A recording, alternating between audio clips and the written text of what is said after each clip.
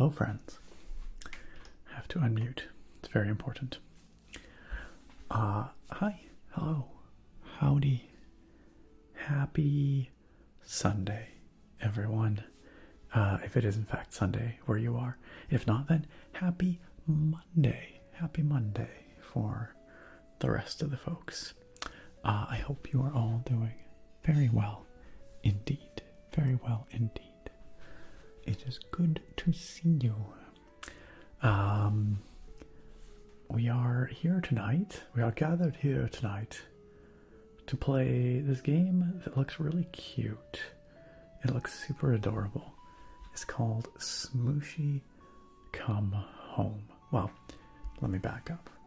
Really, we're gathered here tonight to hang out and for me to yap and for you guys to type back and to chill. We're here to chill. As always. As always. But the secondary reason we are here is to play some Smushi Come Home. Hey, my goodness, Lenate, good to see you. It has been quite some time. Welcome back. Happy 10-month subversary. Welcome back in to our Potato Pals, our sub club. Lenate says, hey Nick, it's been a while since I've joined the stream. I hope you've been well. Yeah, I've been good. I've been good. Busy, but, you know, good. And it is great to see you here. It is great to see you here.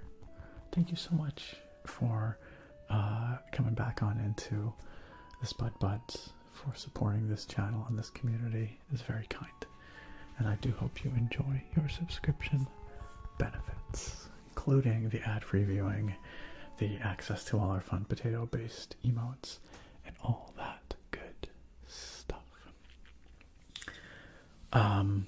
Yeah, we're gonna play some Smushi Come Home. This is a special request, potato points request from Beanard, community member Beanard. Now, I don't know if Beanard is here yet, but Beanard did tell me to go ahead and play the game tonight. And whether they were here or not, they would either watch it live if they show up or they'll watch the VOD. So we shall see.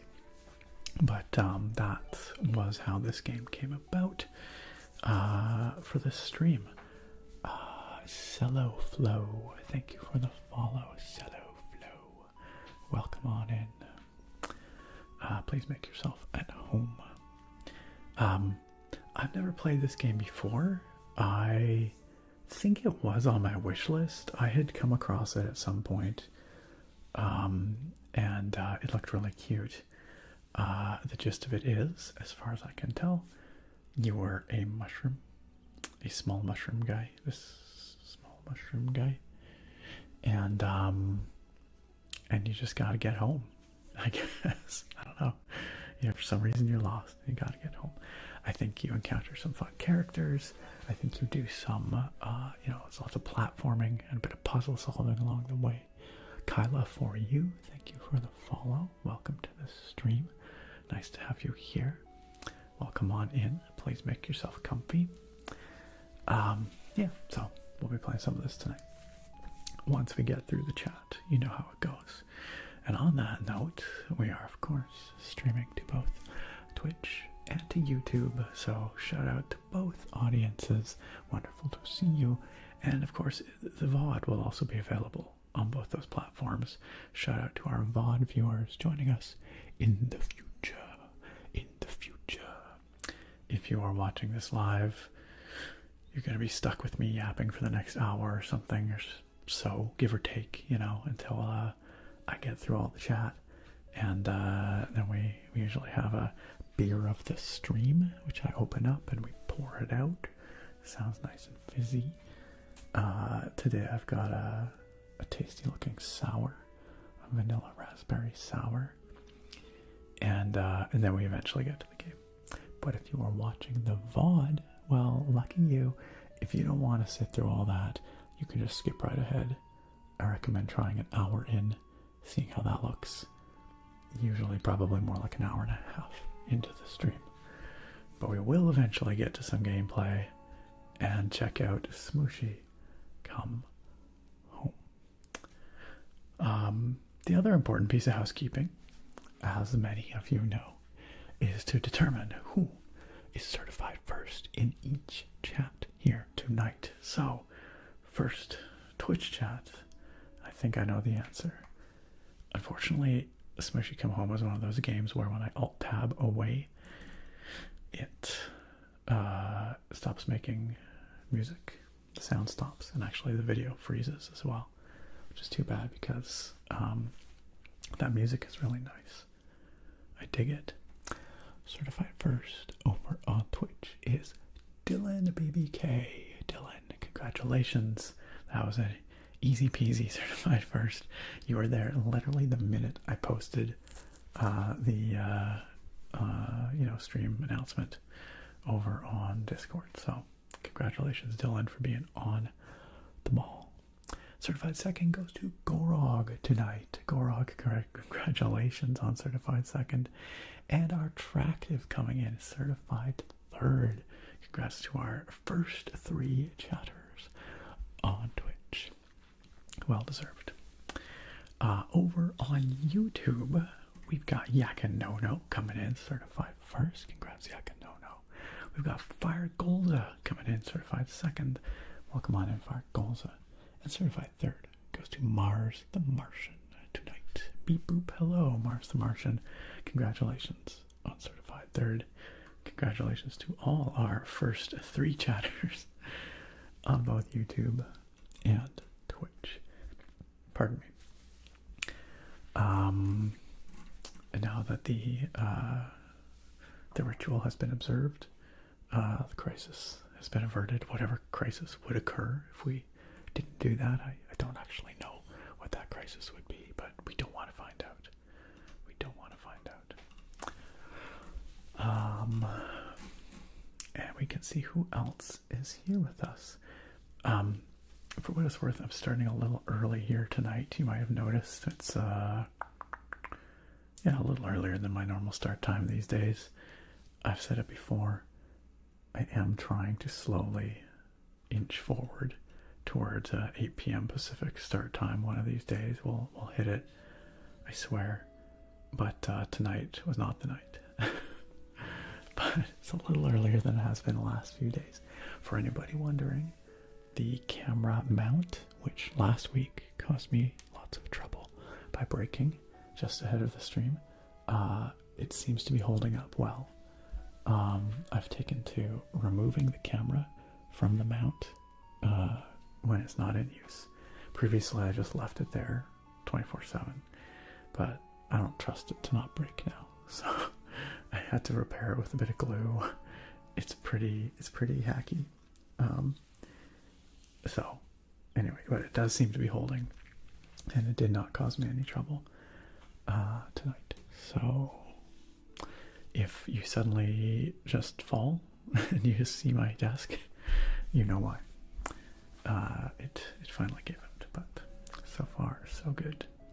Let's hope it doesn't break. Who else we got here? Otirub, hello and welcome in. We are indeed live. It's good to see you, Otirub. Handsome Dashing Princess, welcome. I hope you're doing great this week. Naga, welcome in. Naga says, howdy y'all, making banana bread. That's delightful. I've not made banana bread for a very long time. I've had banana bread, but I've not made banana bread. Important question, Naga. Does your banana bread have chocolate chips in it? Inquiring minds need to know. Attractive says, love this music. This game looks like it's going to be really cute. It does, doesn't it? It looks super adorable. Yeah, we'll see. I'm sure it is really cute. You know what? I was looking at the Steam page for this game. The rating, like the all-time rating, user rating, is 99% with over 1,000 ratings. So I have high expectations of this game. 99% is pretty freaking good. I feel like maybe I'm setting my expectations too high.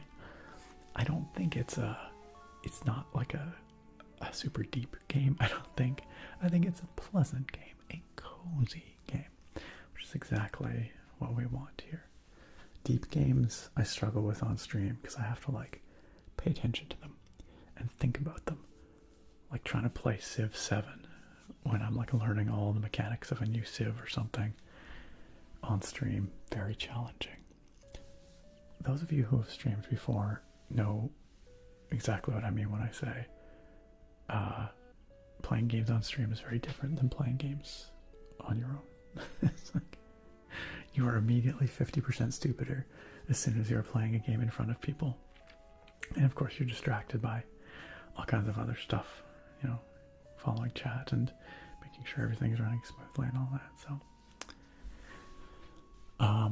but that's a bit of an aside. Deep fried deals. Oh, well, come on. And deep fried deals is potato time right out the gate. We can do that for you. I can definitely tap on this tater. Let's do it. Let's do it. Tap on this potato. Chronic. Chronic, it's good to see you. Chronic has requested an alluring hair flip. Oh, heck yeah, you know it. This is like, we hadn't had an alluring hair flip request for like months, probably. And now it's 2 weeks in a row. 2 weeks in a row. Chronic, it's great to see you. How you doing? Welcome on in. What is new?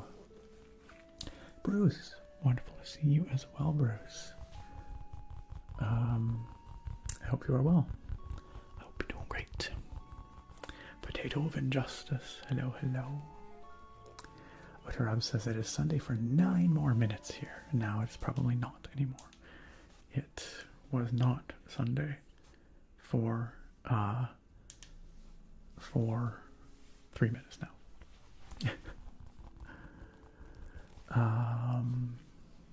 Now I alt-tab away to scroll again, and we lose our nice music.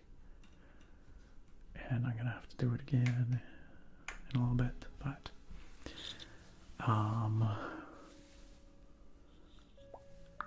Sargon, hello, and congratulations for your 7 stream watch streak. Congratulations. Sargon got that 3 hours of Sunday left here. Me too. Me too. Hey, does anyone have tomorrow off? Here in Canada, many provinces have Family Day tomorrow. I don't think it's every province and territory, but many of them do celebrate Family Day. We do here in British Columbia, but it is not a federal statutory holiday. And the problem with that is that I work for the federal government, and so because there's not a federal holiday, I do not get it off. So like everyone else gets tomorrow off. Not everyone, but many people, but I do not. But is there any equivalent? Like, do you have anything tomorrow in the States? Do any states have a special day? Yeah, we just call it Family Day. I don't know. It's not, we didn't have it when I was younger. I want to say it came along maybe like 15 years ago or something like that. 10 or 15 years ago. Nightbot. What's up, Nightbot? Not that Nightbot. The other Nightbot. The human Nightbot. Says, it's President's Day in the US on Monday. We do indeed mostly have it off. Nice. Alright, well, I hope you all enjoy your President's Day. I'm getting mixed messages here. Deep Fried Deal says I have tomorrow off. It is a federal holiday, but not every private sector company honors it. Chunk Loading says, nope, just a normal Monday. So it sounds fairly variable. Like I said, I don't know that every Canadian province celebrates or observes Family Day here. So that kind of aligns, I guess. Sorry, scrolling back because I have lost some chat again. Motirab says, you people living in the past. You know what? The past is it's not bad. It's all right here. You should come back. Motirab says, I feel like you drank a sour last week and I was jelly, and I shall be jelly once again. Last week was No, last week was an IPA. It was the one with the really fun Cadborosaurus rocking out on it, just hanging loose. But the week before that was a sour. You're right, it was a cherry lime sour. So it's been a couple of sours lately. Attractive, you were third. Yeah, you were third tonight. You were not late. Well, maybe it was just a slow start today because it was a little earlier than normal. Where did I put my? I don't know where. My hair elastic has disappeared on me. Not that I wear it on stream, but not really my pocket. The Nightbot, once again, not that Nightbot, the human one, says my webcam mount is toast as well, to the point that I wrapped the cable around the base of it like a turtleneck sweater to try and keep the cam from drooping. That's pretty sad. I hope you get a new webcam mount soon. It's not ideal, but yes, congratulations on your DIY solution. Oh, Naga, if it's not too late, you should put some chocolate chips in that banana bread. You should do it. Oh, if you put them on top of them, yeah, mid-bake. Yeah, totally. That's a great idea. Just sprinkle some on top. Excellent idea.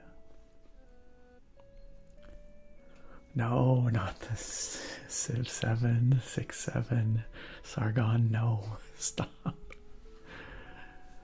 Brains too rotted. Too rotted. Icterve, hello and welcome. It's been a while. What's up? Welcome, Icterve. Good to see you. Good to see you. Okay, I'm popping back to YouTube chat here because y'all have been left unattended for too long. Chris, welcome. Good to see you. Fire Goals, of course. Checking out the beer first thing. Deep Fried Deals, welcome, welcome.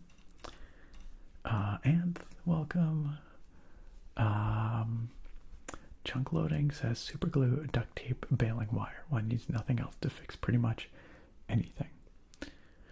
Yeah. Over the weekend we had an issue with our fridge.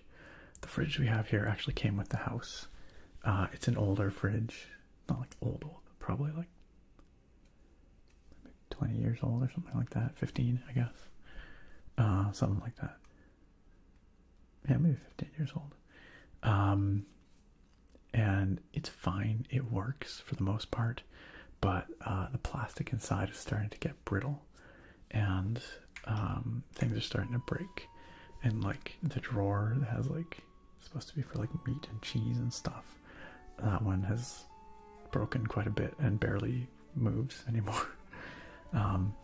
And the door of the fridge has like shelves on it, and they're like I don't know, like things to keep stuff from falling off the shelf, railings, whatever you want to call it. Trust me, this is salient. This is relevant to the point. Chunk Loading's point. Point being that that railing thing the other day, it just broke. It snapped off on one end. It's just held on by a crappy little plastic tab, and everything came falling off the fridge door and onto the floor, and that was annoying. But anyway, I fixed it with a bunch of duct tape, like a lot of duct tape. And I thought to myself, surely this will stay. Surely it's not gonna move because I put a lot of duct tape on there. Lo and behold, the next day, it just it fell again. And I was like, you gotta be kidding me.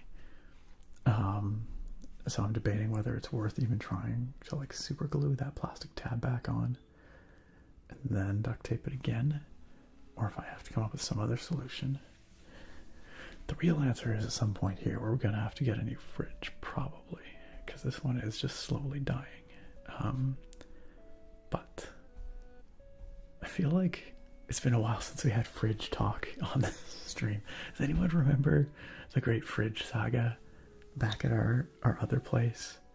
How painful that was. Maybe we just have bad fridge luck. I just got bad fridge juju, you guys. Anyway, I'm not really looking forward to going fridge shopping yet again, but so be it.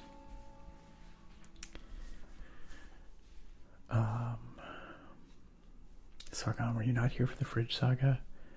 This was like 2 years ago, something like that. We had a fridge that was dying. I'm trying to remember exactly what happened with it now, actually. We got a new fridge. God, I don't even remember what the issue was now. I think it just stopped working one day or something. I remember we had to get a bunch of stuff out of it. I'm trying to remember why though. I think the compressor went on it. I think that's what it was. The compressor went. Dawn's Eternal Light. Hello and welcome back. Welcome back for another one. Welcome back for another one. Dawn's Eternal Light. Thank you so much for rejoining our sub club, our potato pals, our spud buds. Dawn's Eternal Light says, good evening everyone. I hope you are doing well. I'm doing great and I hope you are too. Dawn's Eternal Light. I hope you are too. I'm gonna tap on this stager for you. Anyway, fridges. They should be better, you know. That's my hot take for this evening. Fridges should be better. Is that a cold take? I don't know.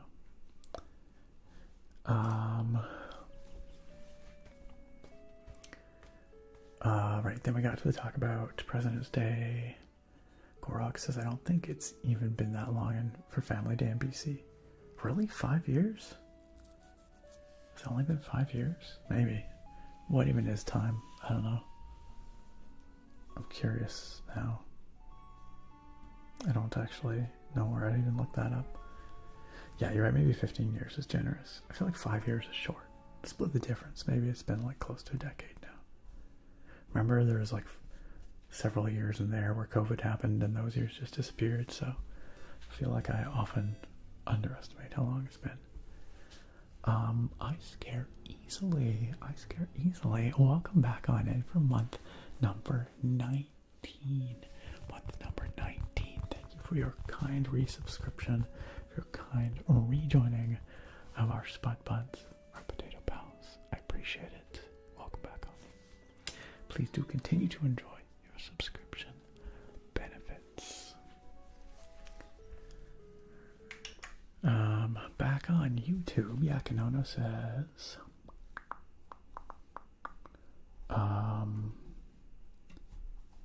sorry, you thought we were playing Leisure Suit Larry Remastered tonight. I don't, did we have that discussion? I don't remember that discussion. I remember Leisure Suit Larry coming up in discussion, but I don't think I ever promised to play it. I'm pretty sure. Mid-app welcome. When's the next video? That's a great question. I don't know. I don't have an answer. Maybe next weekend. Could be next weekend. It's when I have time to record it. I desperately need to do my games I'm looking forward to this year video, because we're well into the year now. Games are going to start coming out. I'm going to start running out of games to look forward to because they're going to be out. So I also have a keyboard review I need to get out sooner rather than later.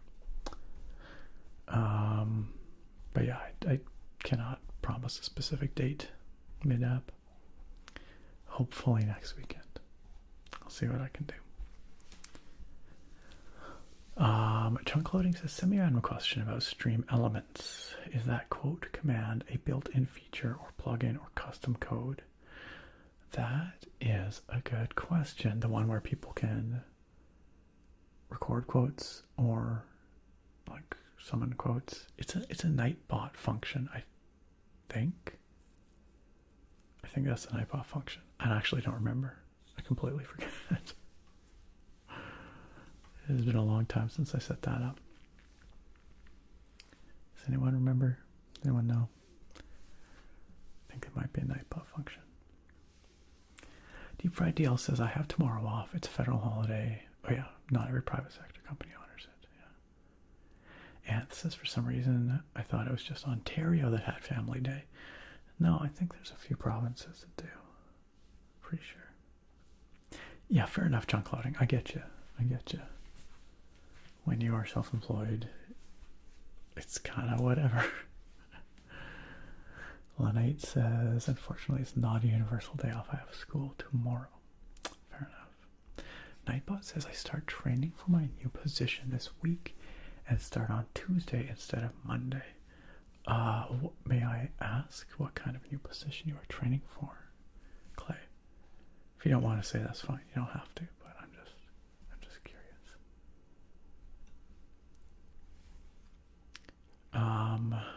Sargon says I have tomorrow off, but it's just my normal day off.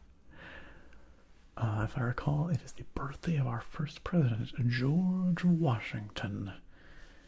Man, it's kind of crazy that all these years later, still celebrated.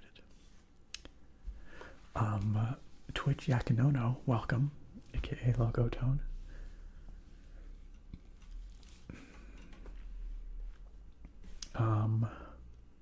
Turn Alone, hello, welcome.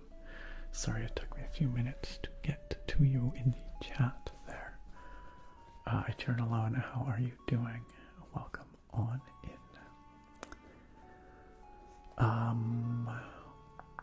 Attractive says, I'd celebrate if I got a free day off. We do not get Family Day in Australia. That's too bad. That's too bad. I find it funny, the implication that like most people in this province do get Family Day off tomorrow, but not federal employees. It's implying, I guess, that we don't have families, or we don't need to spend time with our families. Not sure which. But hopefully the next time they negotiate our collective agreement, Family Day will be included as a day off. That would be nice. Naga, you remember the great fridge saga? Yeah, it was a real pain in the ass.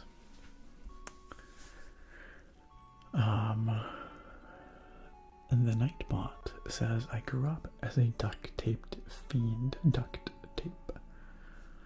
But now as an adult, I swear by both gaffer's tape and aluminum tape. They're pricey, but absolute game changers. Yeah, aluminum tape is good for, like, certain applications for sure. I don't know if I know gaffer's tape. How is it different from duct tape exactly?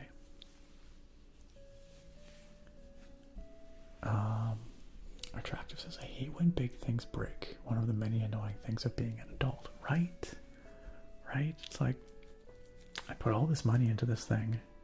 Speaking of big things breaking, one of our cars is currently broken. I have to do something about the alternator in my car. I've been putting it off because it's going to be expensive probably. I don't want to deal with it, but we've just been working with one car, and we should probably get my car working again.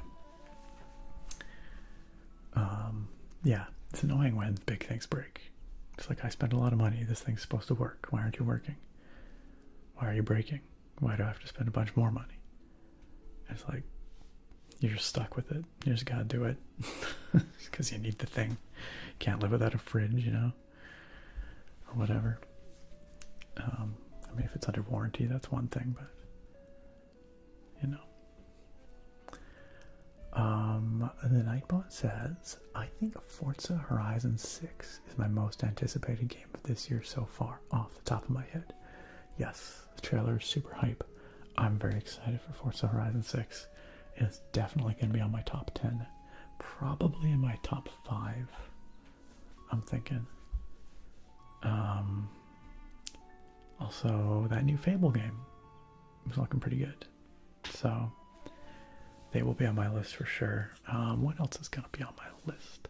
Just a little preview here for all of y'all. I know there are games that I'm excited about. What are they? Why am I blanking? There's something else coming out in the fall. What is that? I don't know. I'm gonna have to look at a list of games coming out this year and be like, ah, yes. One game that I know is coming out this year at some point, which I am kind of interested in. We'll see if it makes my list. It may not. But do you guys ever play Outward? Outward. It was a very interesting RPG that kind of leaned into realism and like fairly unforgiving like combat and traversal and inventory management and stuff.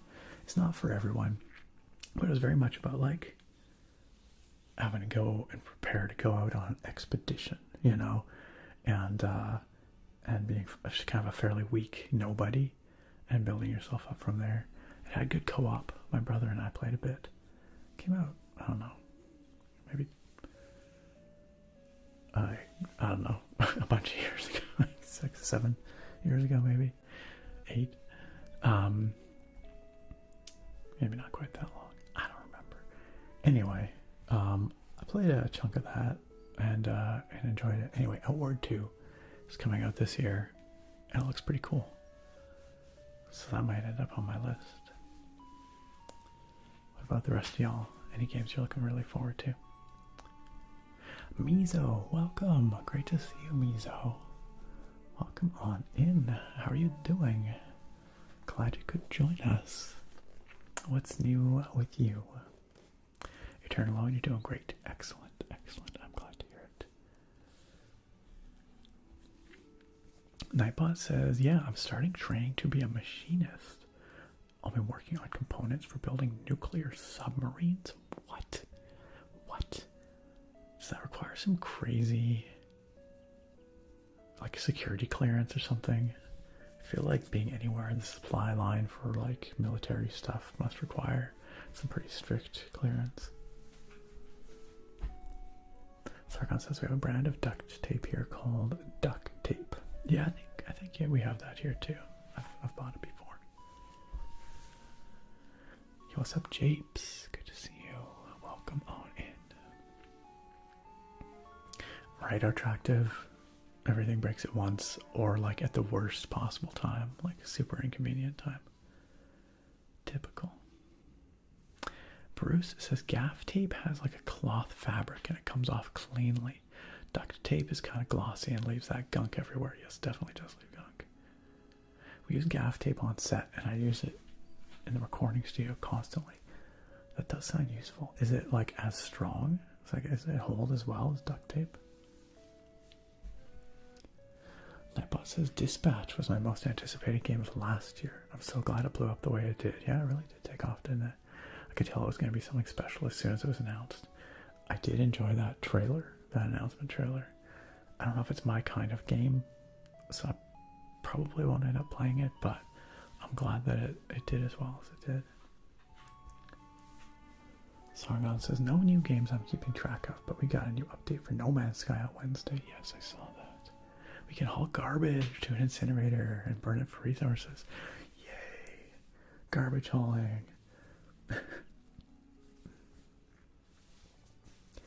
I don't actually know, Sargon. That's my guess for when Outward came out, but I could be totally wrong. I could be totally wrong.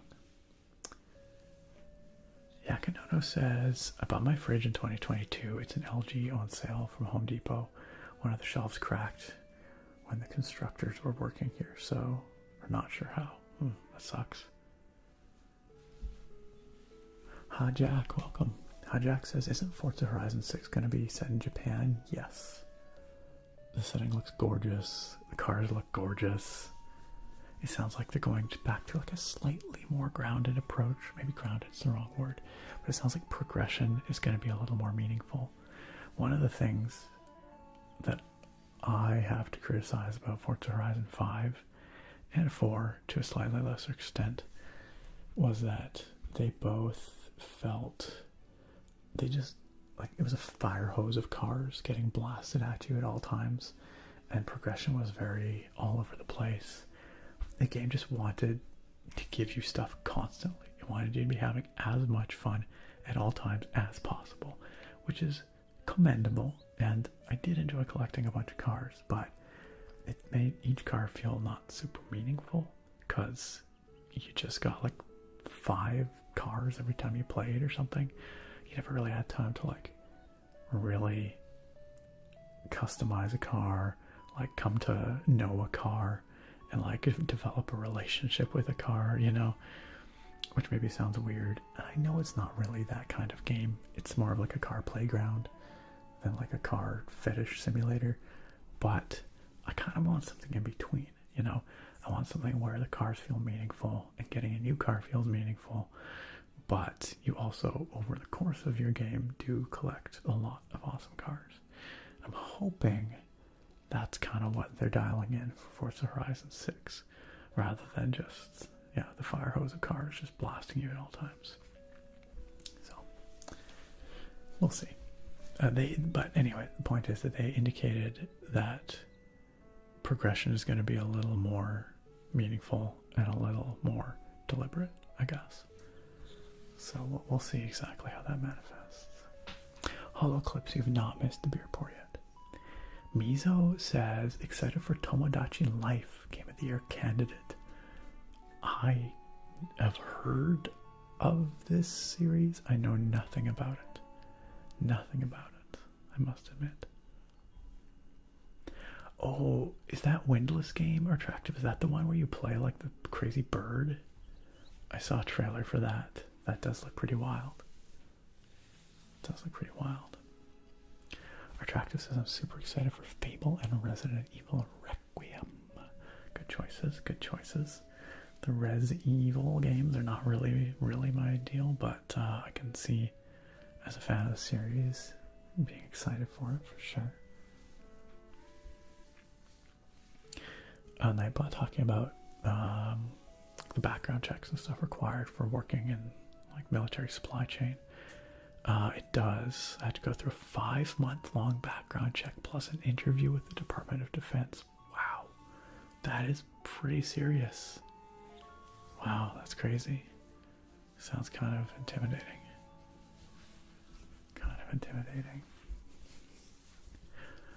Yakinono, I do remember the neighborhood. I don't think many people do, but I remember the neighborhood. I had a friend when I was younger who was obsessed with that game. He loved that game, and I borrowed it from him for a while. I don't know if it ever totally clicked with me. I played some of it. I have fond memories. The claymation was fantastic, but I never loved it quite the way he did. But I know it's kind of a cult classic.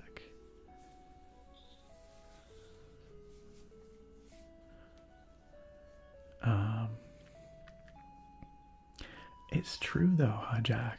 It's pretty nice that Microsoft is putting their games out on everything these days, huh? Everyone can enjoy them. I'm pretty sure Avowed either is coming to PlayStation 5 really soon or maybe just came out. I encourage people to check out Avowed. I think that game did not get enough love.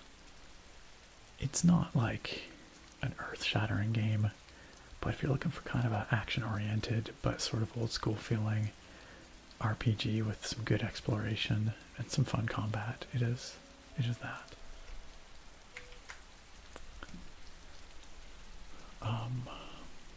My archives, hello, welcome. Yeah, that was really tragic, my archives. That was a real shock to everyone. And of course, my heart goes out to the community and all those people affected. Those sorts of things are so rare here in Canada, and especially in BC. I've never been to Tumbler Ridge, but some family members of mine have previously been there. I just heard about it before, but it's a fairly small community. But yeah, a real tragedy for sure. Yakinono says gaff tape is good stuff. I used it when I was briefly a set PA. I'd say that it's not as adhesive or waterproof as duct tape, so it's situational. Gotcha. That makes sense. Chunk Loading says, I've never played Forza. I'm a Gran Turismo lifer, but I've heard good things about Forza. So there's two Forza series. There's Forza Motorsport, which is like the Gran Turismo kind of equivalent, which is more focused on track racing. And then there's Forza Horizon, which is the open world, like, kind of theme park racer, if that makes sense. Like, huge open world setting, all kinds of events scattered all over the map. You just drive around and do dumb stuff in your cars. I'm kind of funny in that I like the open world nature of Horizon, but I kind of wish there was a little more like car focus. So something kind of in between Motorsport and Horizon. I'm not necessarily looking for track racing, but I do like being able to really dig into a car. So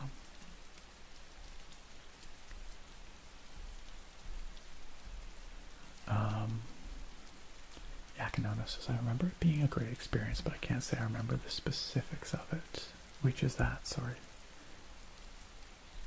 Neverhood? Is that what you're talking about? Yo, the Emmett, what's up?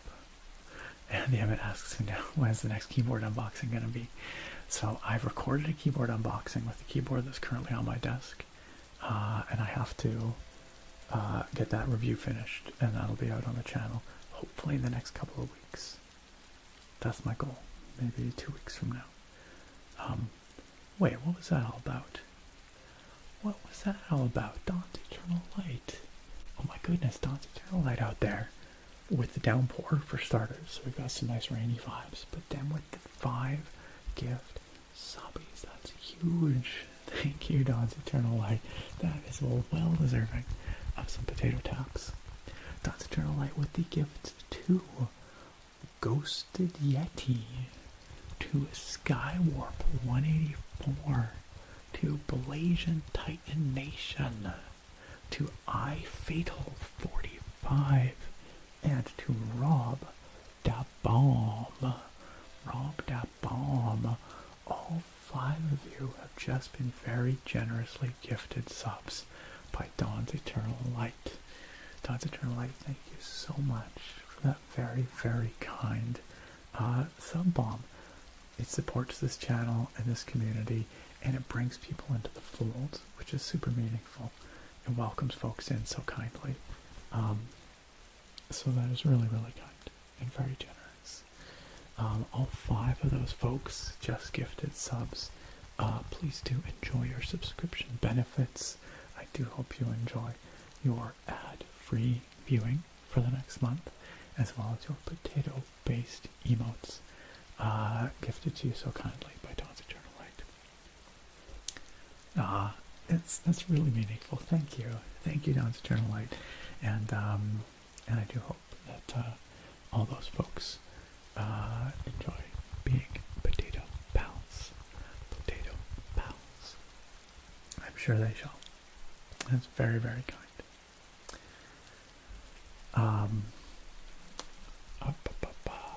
I think I've fallen behind once again.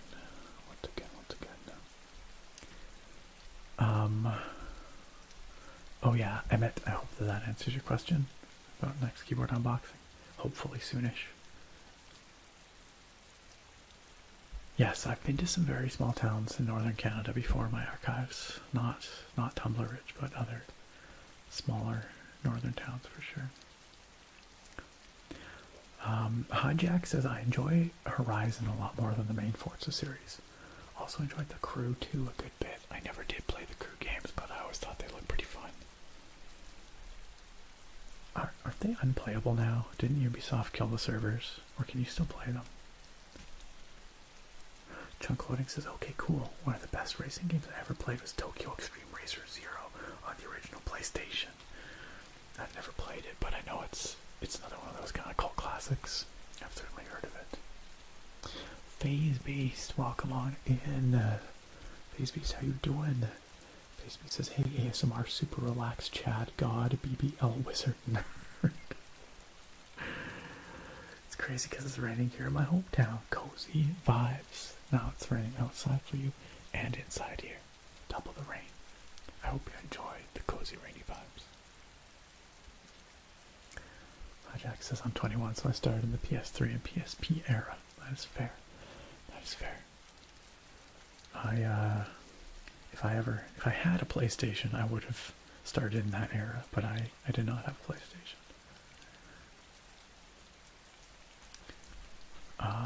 So Attractive says I was really hoping for a Kingdom Hearts 4 mention or trailer. Well, could still happen. Could still happen. But yes, I guess they did have that big PlayStation State of Play the other day. Yeah, there was some stuff in there that looked pretty cool. I saw a few trailers. I'm trying to remember what.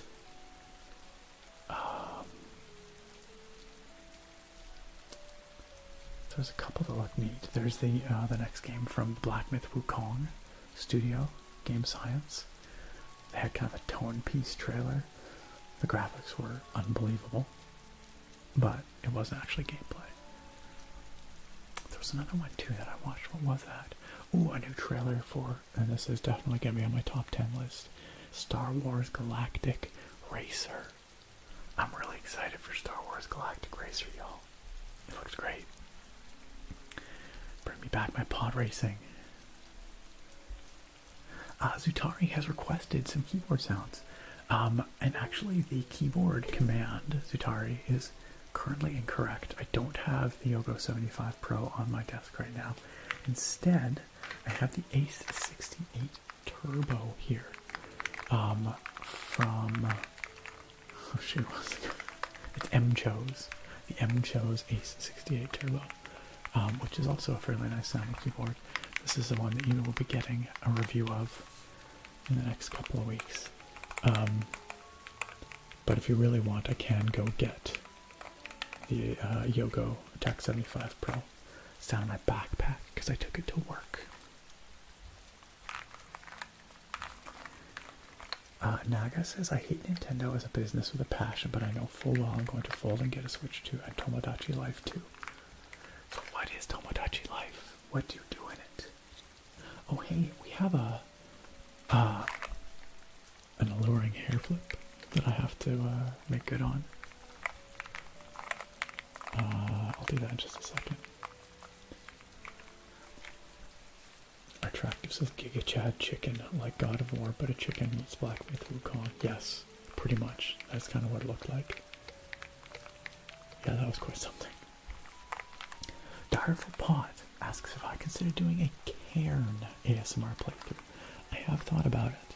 I've heard some really good stuff about that game, but I am worried it might be a little too tense. It's not always very relaxing to play, but I think it would go over well on stream, and it's fairly short. If you guys would like to see it, I could certainly try it, but I have heard that it's pretty tense. It can be, you know. Especially when you're about to fall. I do like the look of it though. I do like the look of it.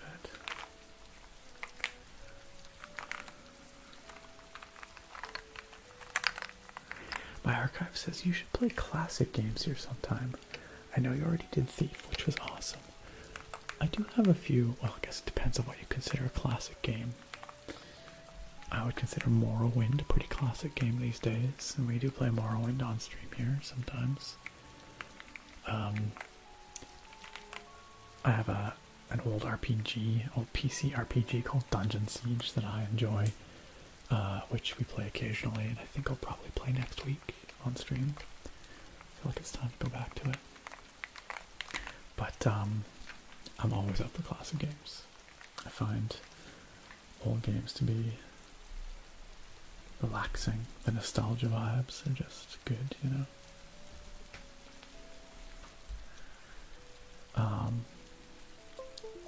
Chunk Loading says, y'all make me feel like an old man. It's okay. You're in good company, Chunk Loading. Old man Nick, you're on the stream. Oh, they're doing a God of War remake. I didn't actually realize that. A full remake. Not just a remaster. Interesting. Okay. FazeB says, hey Nick, have you ever played a game called Metro Exodus? Yes, actually, a little bit. It's like a post-apocalyptic story-driven game that takes place in Russia. Yes, I've played a bit of Metro 2033, which I think was the first game in that series, and I've played some Metro Exodus as well. Didn't get super far in either of them. They were cool. I have too many games. That's my problem. Too many games. But yeah, it is a very cool setting. Not especially ASMR-ish, but very cool. Oops. Ginger Bear, how you doing? Welcome on in. Welcome on in. Beanard, welcome. I'm glad you made it, Beanard. This here game, as I mentioned earlier, y'all, was a special request by Beanard.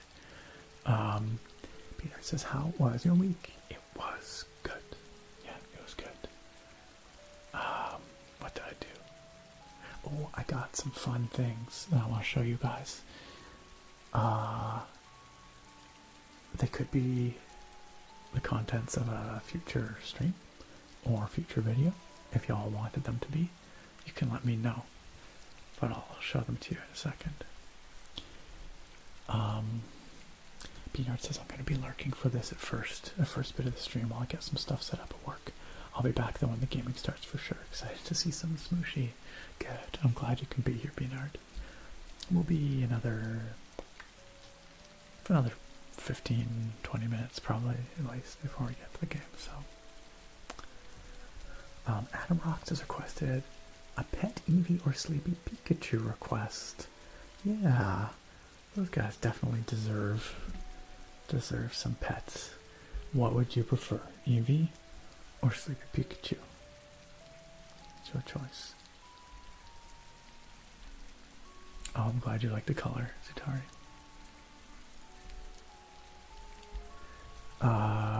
The game can definitely be tense at times, says Direful Pot. Talking about Cairn, not Smushi. I don't think Smushi can be very tense. The intro might make for better ASMR. Okay. Alright, I'll take that into consideration. Thank you. Attractive says, I always go back to the classics. I picked up the anniversary upgrade for Skyrim over the weekend and I've been hooked. Can't believe I didn't get the upgrade sooner. I have the anniversary upgrade, but I've never played with it enabled. I know it adds a ton of stuff, but I haven't experienced any of it. Maybe the Steam Deck would be a good place to play it that way. Maybe that'd be good. Chubafet, how you doing? Chubafet says I'd be down for a Karen playthrough as well. Okay. Alright. Thanks for letting me know. Adam Rocks, Eevee pets? You betcha. You betcha. Eevee, come over here. Come over here. It's been a while since Bartholomew, the Eevee, got any love here on stream. It's a tragic state of affairs, really. There we go. A tragic state of affairs. Naga with the wiki summary for Tomodachi Life. The game follows the day-to-day interactions of me characters residing on an island as they build relationships and solve problems, all overseen by the player. Sounds like a little bit Animal Crossing-ish, but with me's. It's so fun. A whole little social island evolves under your care. They eventually can even get married and have kids who can themselves grow up. Okay, that's kind of fun. Does it like pull in like me's from your friends list, or is it just kind of random me's? Bruce, thank you for keeping the downpour going. It's a wet one in here today, folks. Attractive, my favorite evolution. I like Jolteon. I like Umbreon. I think those are my favorites. I mean, I like them all, but those are the ones that stand out for me. What about y'all?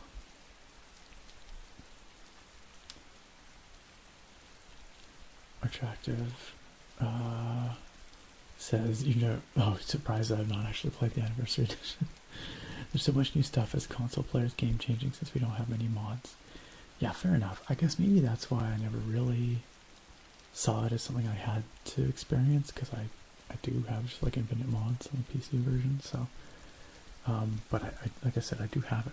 I've just never played the anniversary edition content. A unicorn, very good, very good. Direful Pot says for aesthetics it's Umbreon, but for mechanics it's Vaporeon. Cool.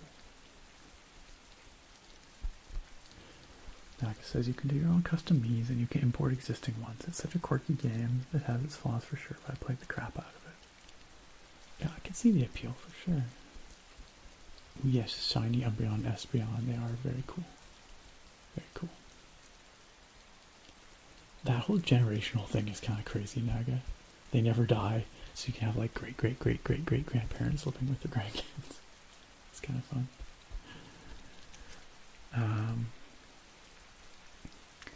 Phaseby says, so is the mushroom homie like Toad's cousin or something in the game we're going to play? Yeah, we'll go with that.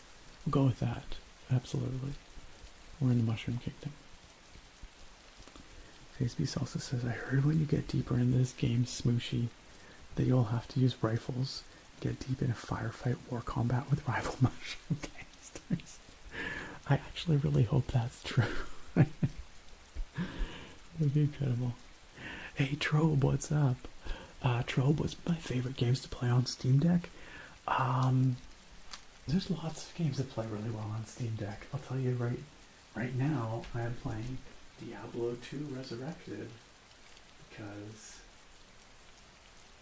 they just like shadow dropped a new class for Diablo 2 a couple of days ago, which is wild.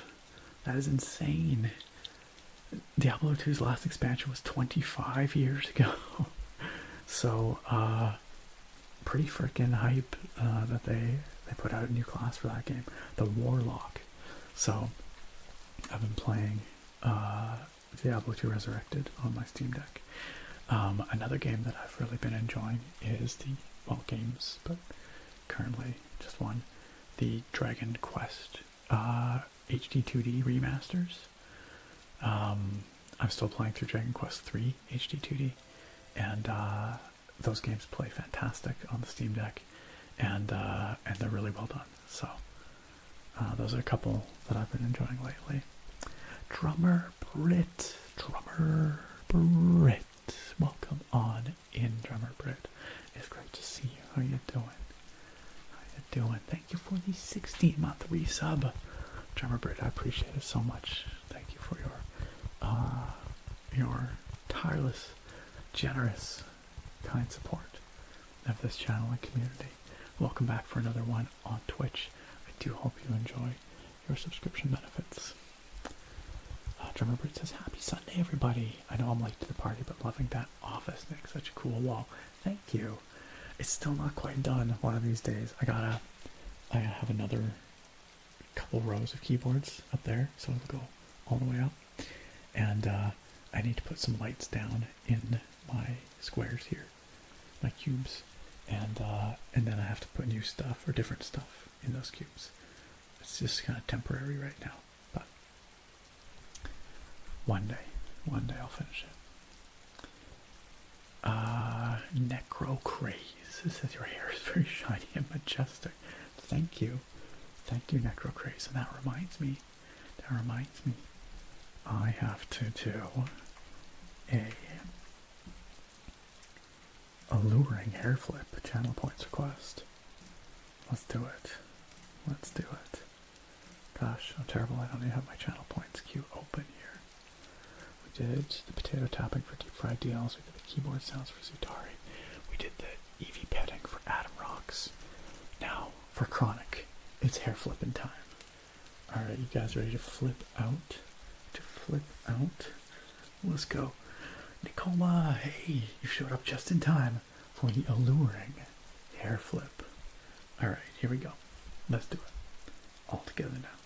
I mean, it's not really all together. It's just me, but you can anticipate together now. Okay, here we go. 3, 2, 1. Wow. There we go. And then I've always got to do the blue steel. And then Oh, we're not done yet. We're not done yet. For your 6,900 channel points, you get it both ways. We go one way and then we go the other. Here we go. All right. 1, 2, 3. Wow. Blue steel.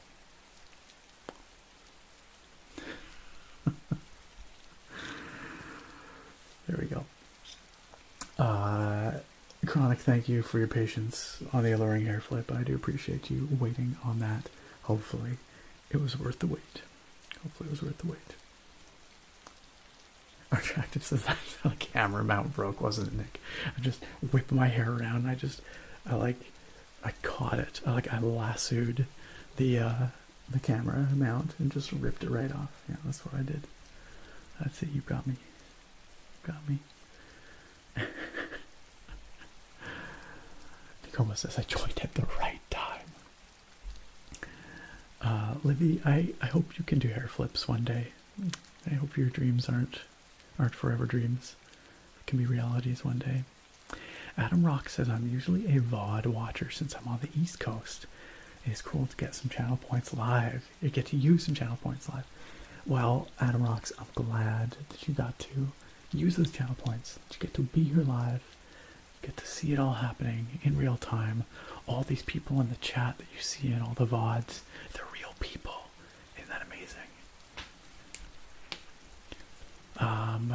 Nicoma, once again, welcome on in. It's great to see you. How's California life treating you? Thank you also for the blood sugar check. As y'all know, I have diabetes, and so I gotta keep an eye on my blood glucose. Currently, it is 9.2, which is a little heading towards high, but it seems to be pretty stable. So as long as it stays there, comes down, that's fine. That's probably dinner, is that increase there. So, should be fine. Thank you for looking out for your streamer, Nicoma.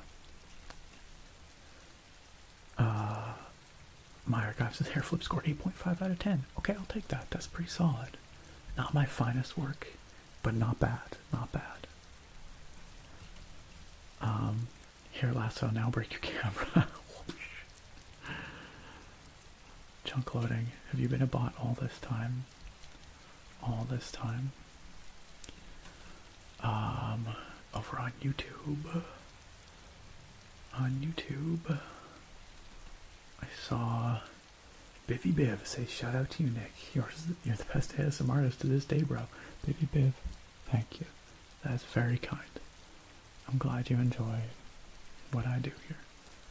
Thanks for the kind words. FaZe B says I hope GTA 6 will have a side quest with ASMR Nerd doing ASMR or something. Gotta help him find a new mic. We'll have a ASMR Nerd radio station. How about that? I'll contact Rockstar. I'm sure they'll put it right in. Norway kicking ass at the Winter Olympics. I have not been paying a whole lot of attention, but I believe it. I believe it. Trope says that's wild that Blizzard put out a new Diablo 2 class. Yeah. Taking notes from the WoW community. They are. I mean, not to put too fine a point on it, but I feel like nostalgia is probably Blizzard's biggest moneymaker. Like, people know them as like a legendary game studio with this, library of classic games, and so mining that nostalgia makes perfect sense to me, and I will happily pay for more content for classic Blizzard games because I am that guy. So honestly, kind of similar to what Microsoft has been doing with the Age of Empires games, right? Putting out all kinds of new content for Age of Empires 2 Remastered. So, yeah. Kind of makes sense. FaceB says Nick is rizzing up the Cougars in chat. Yes, sure, we'll go with that. Yeah, that's what I was doing. Diablo 3 is still a fun game, Face Beast. What was the bonk about? What was the bonk for, Direful Pot? What was that for? Is there actually my archives? That's kind of cool. I did not know that. That is news to me.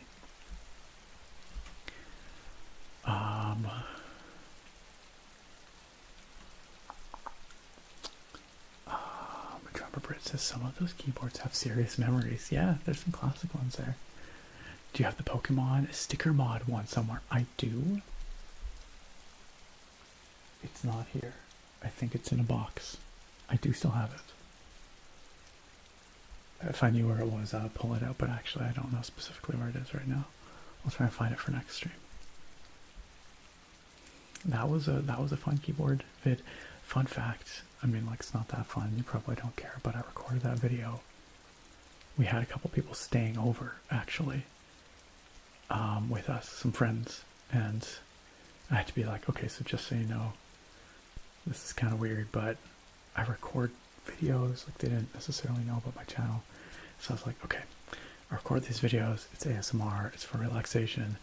I do keyboards, and so tonight I have to record this keyboard video. So if you notice me up and about at like 4 a.m., I'll try to be quiet. Please just ignore me. It's because I was recording my video and then I'm going to bed. So, I don't know. That's just a memory of that video. Recording that video. They were cool about it. I think I managed to not wake them up. Nicoma says, when my first paycheck comes in at this new job, I got... Oh, well, that's very kind, Nicoma. Make sure you look out for yourself first. Do what you gotta do. Make sure you're comfortable. And then if there's anything left for gift subs, you want to throw some out there, it'd be very, very kind, but of course, take care of yourself. And I'm sure that anybody that receives those subs would be very appreciative of it too. Necrocray says, I used to watch your Skyrim walks. Do you still do those? I have done them at Halloween and at Christmas time for the last little while. I haven't been doing just any regular Skyrim walking. I know people want more of those. Maybe I can start them up again this year. But I still do the holiday ones. So every Halloween and every Christmas I do a Wandering in Skyrim video. But it's been a while since I just did a kind of regular one. Nicole says, Callie has been so beautiful. It was easy for me to snag a job the first week. That's awesome. That's rad. Everything's looking up. That's sweet. Necrocray says, I have type 1 diabetes too. How do you have your glucose on your phone? I have, which size is it on? I have one of these. This is the Dexcom G7 continuous glucose monitor. I've also used the Freestyle Libre before. The Freestyle Libre 3 is the current model they have out. But if you don't have one of these, a CGM, a continuous glucose monitor, they are life-changing. You should really see if there's any way you can get them, because as you probably know, pricking your fingertips really sucks. These things, you just put them on, they last for 10 to 14 days depending on the model, and your blood glucose goes straight to your phone. So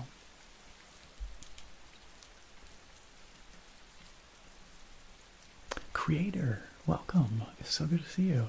I'm glad you like the keyboards. Thank you. We were just talking about those. Hey, Gracie. What is up, Gracie?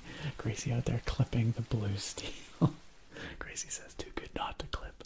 Thank you for the clip, Gracie. Shout out to Gracie, one of our awesome moderators around here. Same as Nicoma, awesome moderator here. Gracie also does ASMR. You should check it out on YouTube. Gracie B ASMR. I do have a new beer for tonight, Attractive. It is one, well, I should say, I think I've had it once before, maybe even on stream, but it was some years ago. I saw it there. It's from a brewery I like.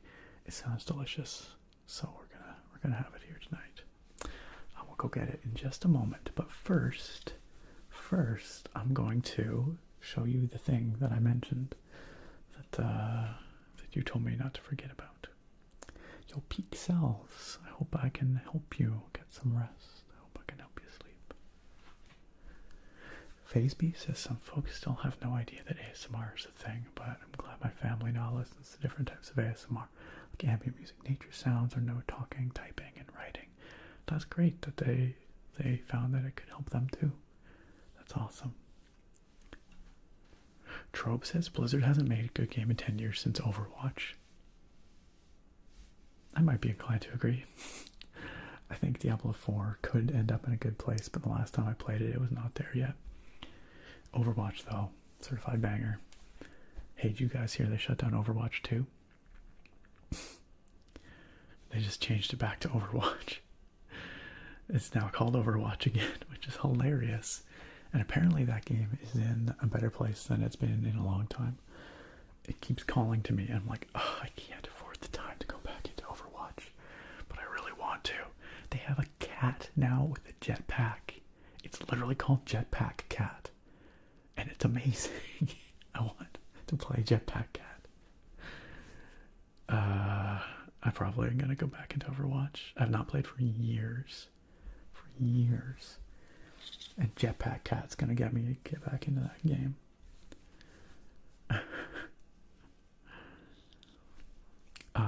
Alistair Video says, you look like the artist Trevor something. Not familiar with Trevor something, but cool. I'll choose to take that as a compliment.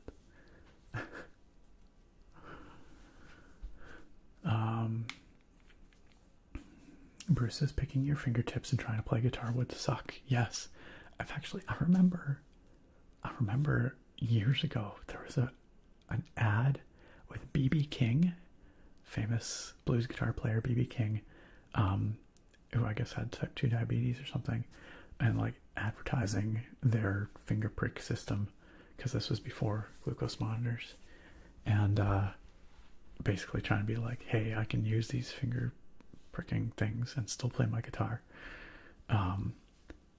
but it would still suck. It would still suck. Yes. Yeah, man, those early Overwatch days Attractive were so good. We're so good. Shout out to Jetpack Cat, which is actually kind of hard to say. Jetpack Cat, says Nikoma. Brockstar says, oh, is that why it's getting traction again? Yeah, they put out a bunch of new heroes. Apparently it's in a really good place right now. Give in to the Overwatch, says Retroid. I can't. I already don't have enough time to play the games I play. Nikoma says, shout out to Domina.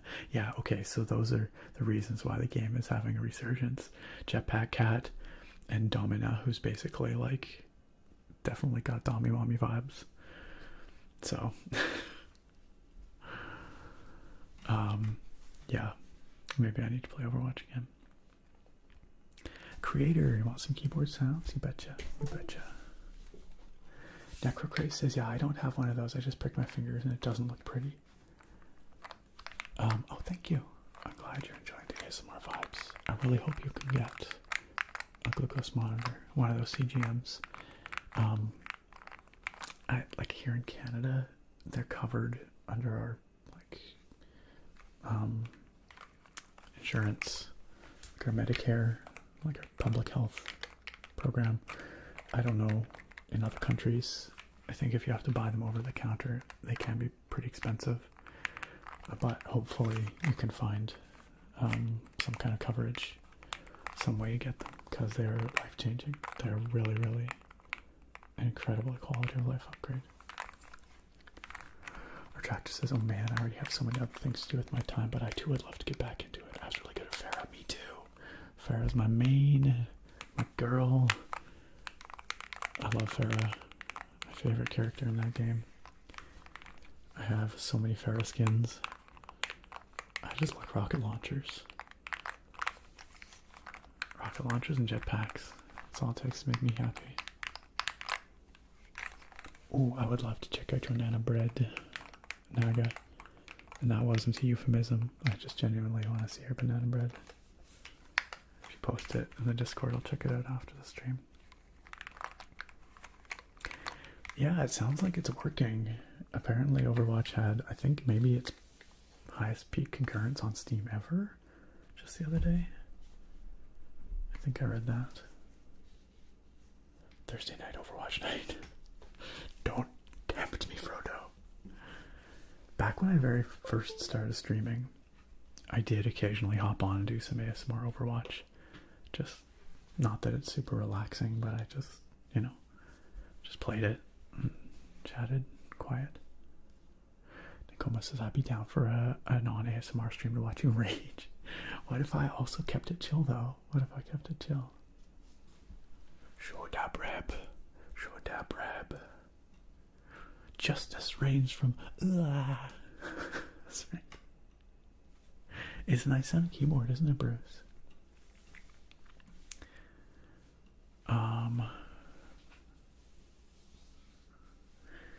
Ginger Bear says, my cousin has been a type 1 diabetic since he was 6 months old. He's doing great at 39. Modern medicine is crazy. The prognosis for diabetes, like the long-term outlook, is so much better than it used to be. Good on your cousin, Trope. 100%. Sorry. What was I trying to say? Good on your cousin, Ginger Bear. I was trying to reply to Trobe about the classic Blizzard games. My bad. Yes, I'm glad to see them putting effort back into the classic games as well. 100%. Now we just need a Diablo 1 remaster. It's the 30th anniversary. I bet you we get one. I bet you we get a Diablo 1 remaster this year. If I were a betting man, I'd put money on it. Faceby says, I haven't even beat the story on Diablo 4 because I just don't find it that fun. I hate to say it. I kind of agree. I enjoyed it at launch, and then I just petered out. I found the itemization to be severely lacking. I hear it's better now, but I don't know. Maybe I should go back to it. Peak Cell says, I never played Diablo, only Path of Exile, but I suck at it. Which Diablo is recommended for a beginner? Honestly, I mean, Diablo 4 is the current one. I would say I don't like it as much as Diablo 2, but it's hard for me to separate out my love of Diablo 2 from nostalgia, because I played the crap out of that game back in the day, and so I just really love that game for the atmosphere and for the nostalgia. I think it is also a very good game, but I do think like a modern gamer coming to it might find it's lacking a lot of things you would expect in a game from that genre these days. But it is a classic for a reason. It is an all-time classic. It's a simpler game, you know, than a lot of modern live service action RPGs. So don't go into it expecting a, you know, super long, deep end game or anything. But, you know, playing through it, you know, each difficulty, normal, nightmare, hell, gearing up your character, getting those rare drops, that's a great experience to this day, in my opinion.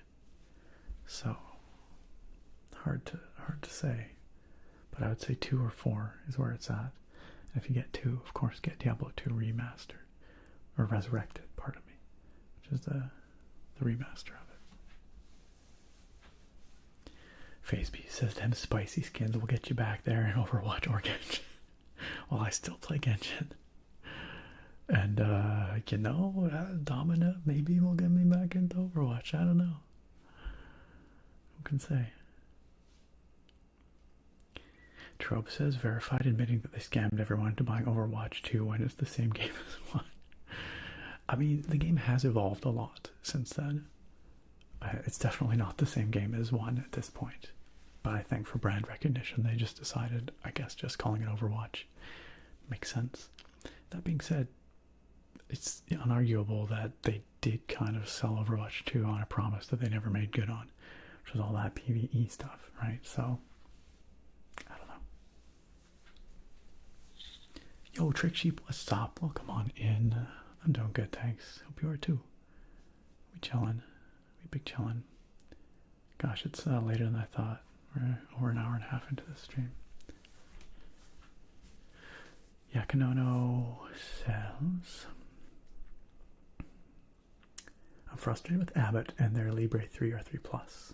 That's the sensors. One sensor fell off and another one failed. Giving me consistent and accurate low readings and waking me up. Yeah, that's no good. Yeah, I will say I had more issues. I've never used a Libre 3. I had just used the Libre 2s. I had more issues with the Libre 2s than I've ever had with the Dexcoms. The Dexcom has been more reliable for me, like by a wide margin. So it's my preferred sensor these days. And I hadn't tried the 3, so I couldn't really speak to them. But yeah, I can notice this Diablo is classic, but Leisure Suit Larry outperforms. Why the Leisure Suit Larry, chat? Why? Yeah, Phase Beast D2 Resurrected is really good. It's a really good remaster of that game. You'll appreciate it, Trick Sheep. I hope you enjoy the vibes. Hope you enjoy chilling.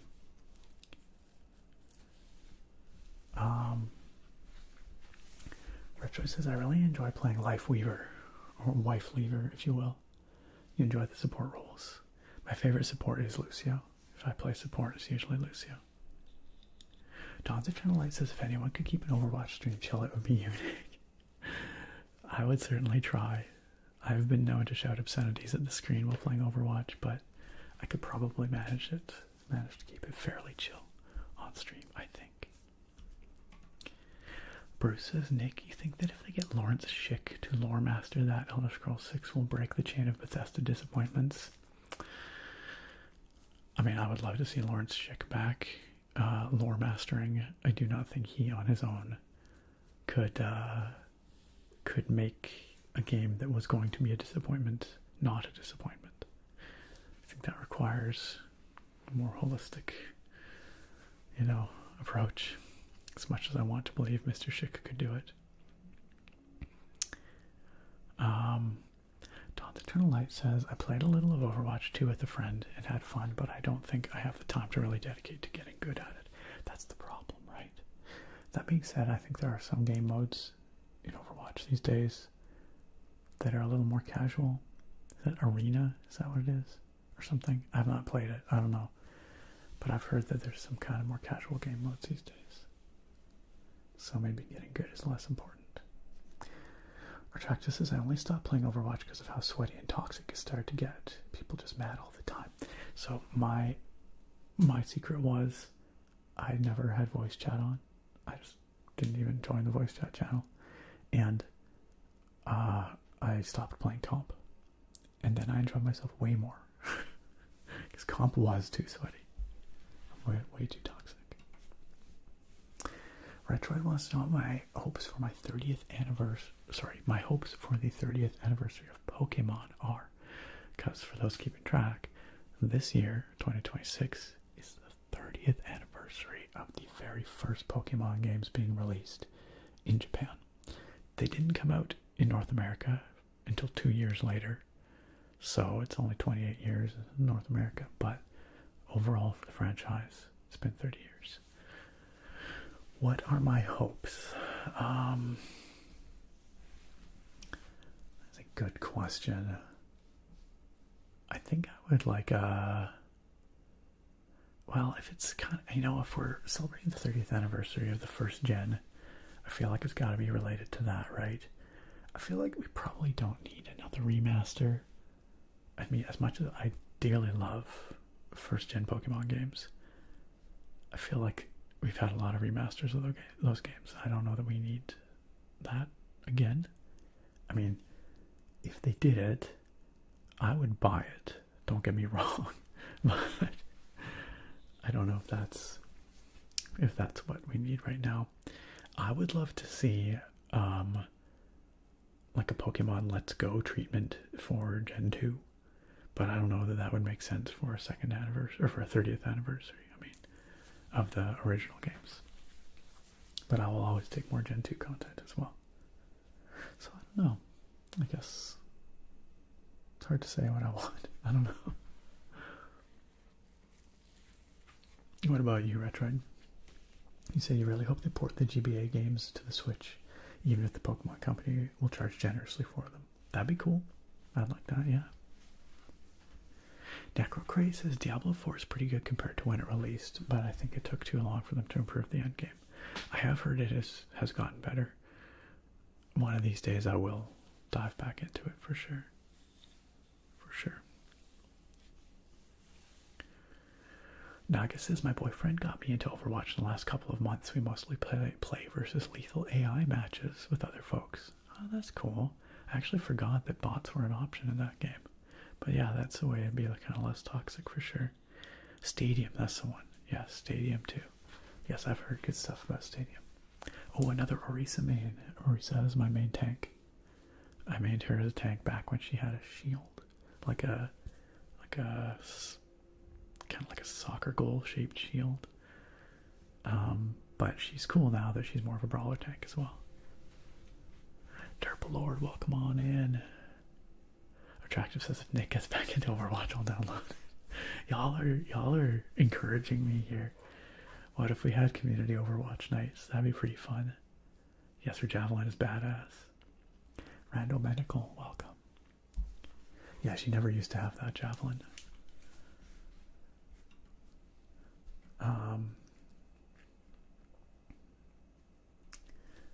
You know what, Face Beast? They are gonna do a Fallout 5 for sure, but they gotta get Elder Scrolls 6 out first. So Fallout fans, you gotta wait your turn. We've been waiting 15 years. Us Elder Scrolls fans. 15 years. No, they're totally gonna do a Fallout 5 Face Beast, I'm sure. Yeah, Kanona says, I remember playing Borderlands and trading weapons with a guy. He had a hot mic moment where I heard him saying to his wife, this guy's an idiot, his name's Yakinono for one thing. That's really funny. Nurse Ratchet says, my patients also have a lot of issues with the Libre sensors. That's good to know. Yeah, like I said, I've had a fewer issues with the sensors not working since I switched to the Dexcoms. So I'm going to stick with the Dexcoms.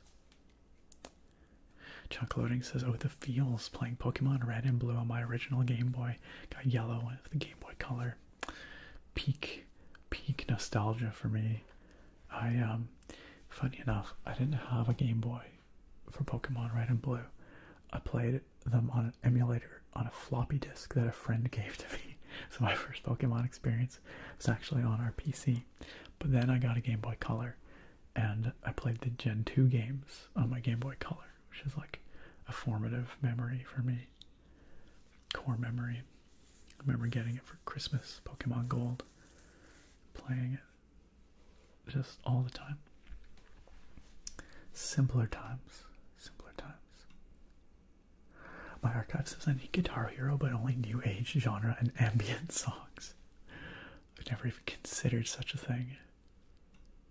I could dig it. A Pokemon Crystal remake would be awesome. Blacklit Star. Any Gen 2 content I would take. Yeah, I hope you can. Yeah, Kanano. I hope you can switch. Iburn easily says, I've given up on the Pokemon IP. I feel like the modern console can do so much more than Nintendo will ever put the effort into creating. That's probably true. That's probably true. I will say, I was pleasantly surprised with Pokemon Legends ZA. I have enjoyed it quite a bit. I went in with low expectations and I came away enjoying it quite a lot. So, but I feel what you're saying, Iburn easily. Emulated Pokemon on floppy. That's epic. Freaking love it. Yeah, that was pretty fun. I have played Elder Scrolls Online, Necrocraze. At various points, I've spent more or less time in it. Haven't played it seriously for many years though. It's good, but it's not like a single player Elder Scrolls experience. It's like an MMO in Elder Scrolls clothing, rather than Elder Scrolls and MMO clothing, if that makes sense.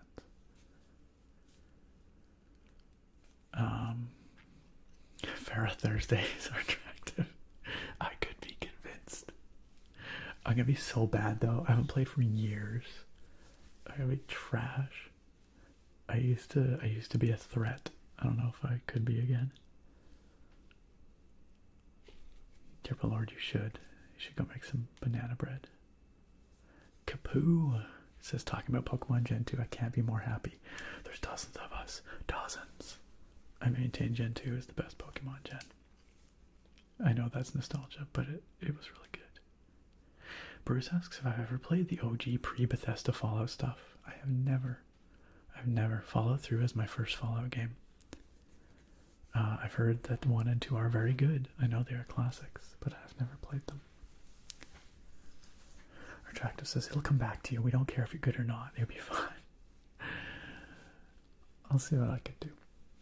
Maybe I'll download it. Maybe I'll play a bit. If it grabs me, maybe we'll do some community Overwatch. How about that? I shouldn't, but I might. I might. Was I able to evolve them on the floppy disk? Asks Blacklit Star. Chung Loading says they evolve from 5 1/4 to 3 1/2. A little floppy disk joke for you grandpas in the chat. Yeah, you could evolve them. It was literally just the Game Boy game running in an emulator.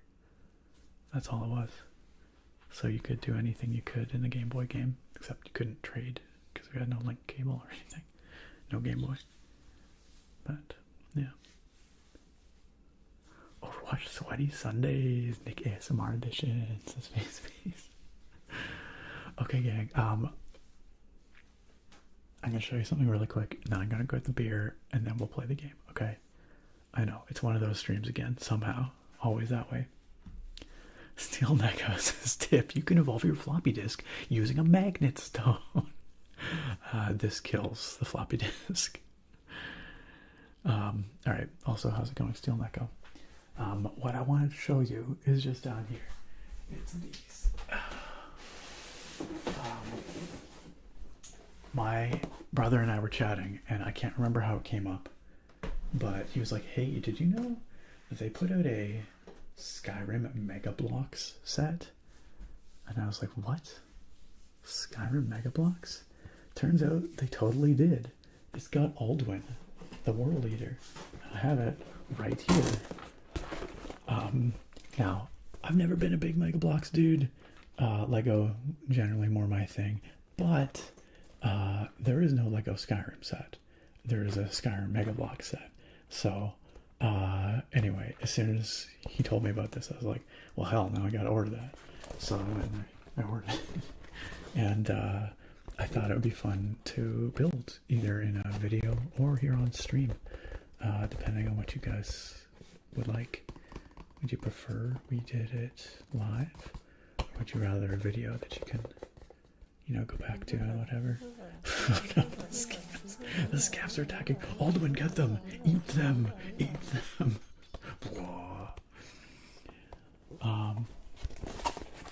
It's pretty awesome though, isn't it? It looks really cool. We've even got a little Dovahkiin down here, which is pretty fantastic. Alduin is fully articulated, you know, he flaps and stuff. And he's got a little pedestal he sits on. Now I guess that's actually pretty sick. And the tap that box makes is my favorite kind. It's pretty nice, isn't it? It's pretty nice. Chunk Loading says, hell yeah, that looks incredible. But then, as I was purchasing this, in the often purchased together, I happened to see something else. And because I have no self-control, I also got The Witcher 3 Wild Hunt Mega Bloks set, which is actually substantially larger, which is a badass griffin. And we've got Geralt down here and an inn over here, which looks really fun. Get another angle on it there. The inn interior is fully detailed.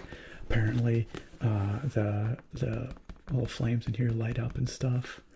And once again, that griffin is fully articulated, so that looks badass. So we've got a couple of big Mega Bloks sets here. Does it include the bathtub? I kind of hope it does. Does it? I don't see it. I'm disappointed. How disappointing. But it does include a silver sword and some bounties. Anyway, they both look cool as hell. I think it would be fun to build these with you guys, whether it's here on stream or in video.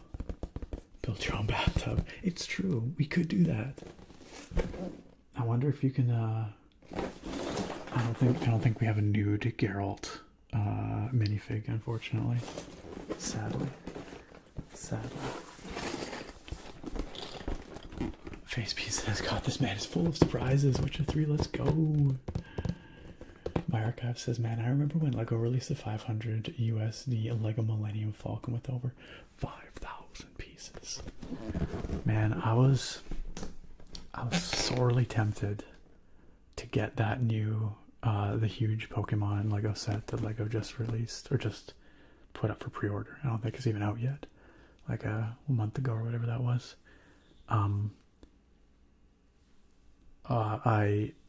I saw it available for pre-order, like on the LEGO Canada website, before it all sold out. I could have done it. But it was just too much. It was like, whatever, $750, $800 or something. I was like, I can't. I could not justify it. So I didn't. Instead, I just bought a bunch of dumb Mega Blocks. But, you know what? I will have fun with this.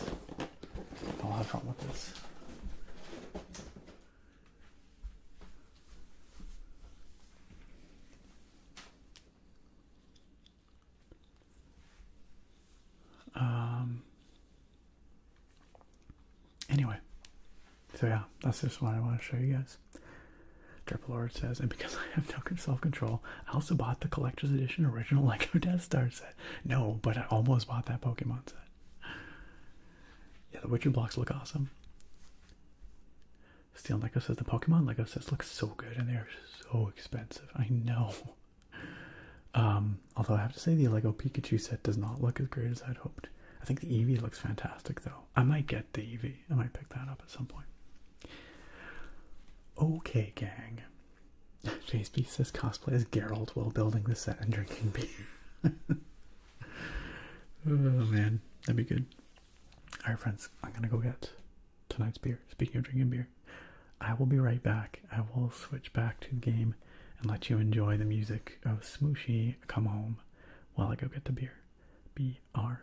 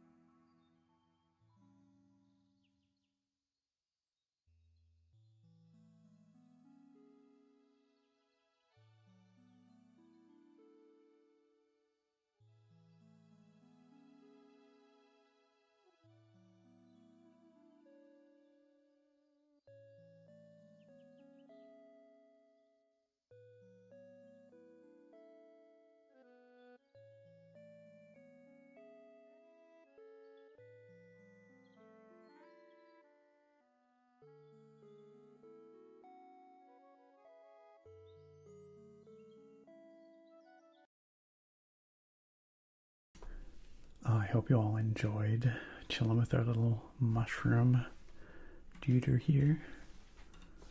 I hope. I took an extra minute or two there because I went to go see Royal, see how Royal's doing. As many of you know, Royal's our little cat. Not really our cat, but mostly our cat. She's our neighbor's cat, but she spends all her time around here. She is in her little box outside, and I went and got a little picture of her because I thought you might want to see her. She's real cute. She looks a little, I have to say the picture, she looks a little scraggly, a little scrungly. It's because I just woke her up from her nap. She was sleeping. She's like, why you wake me? But she was purring. She's a happy baby. But I definitely did wake her up. She's like, I can't believe you've done this. But she's usually quite happy to see us. I think she needs a brushie as well. Her mane is looking a little scraggly there. She's got the bed head. She really does. Oh, also, Sarah and I went out for a walk today, and we met another neighborhood kitty. I had not met this one before. It's like a couple blocks over from us, and we were just walking along, and we just heard a little mew, and then it just came up to us and introduced itself to us, and it's a real cute floof. Look at it. Look at that baby. Can't really see its face very well because it's light in color. Here. It's a little better. You can now see its nose. It doesn't just turn into a giant pile of white. But yeah, it was real pretty. It was like a tuxedo cat, but long hair. It was real friendly. Super cute. Super cute.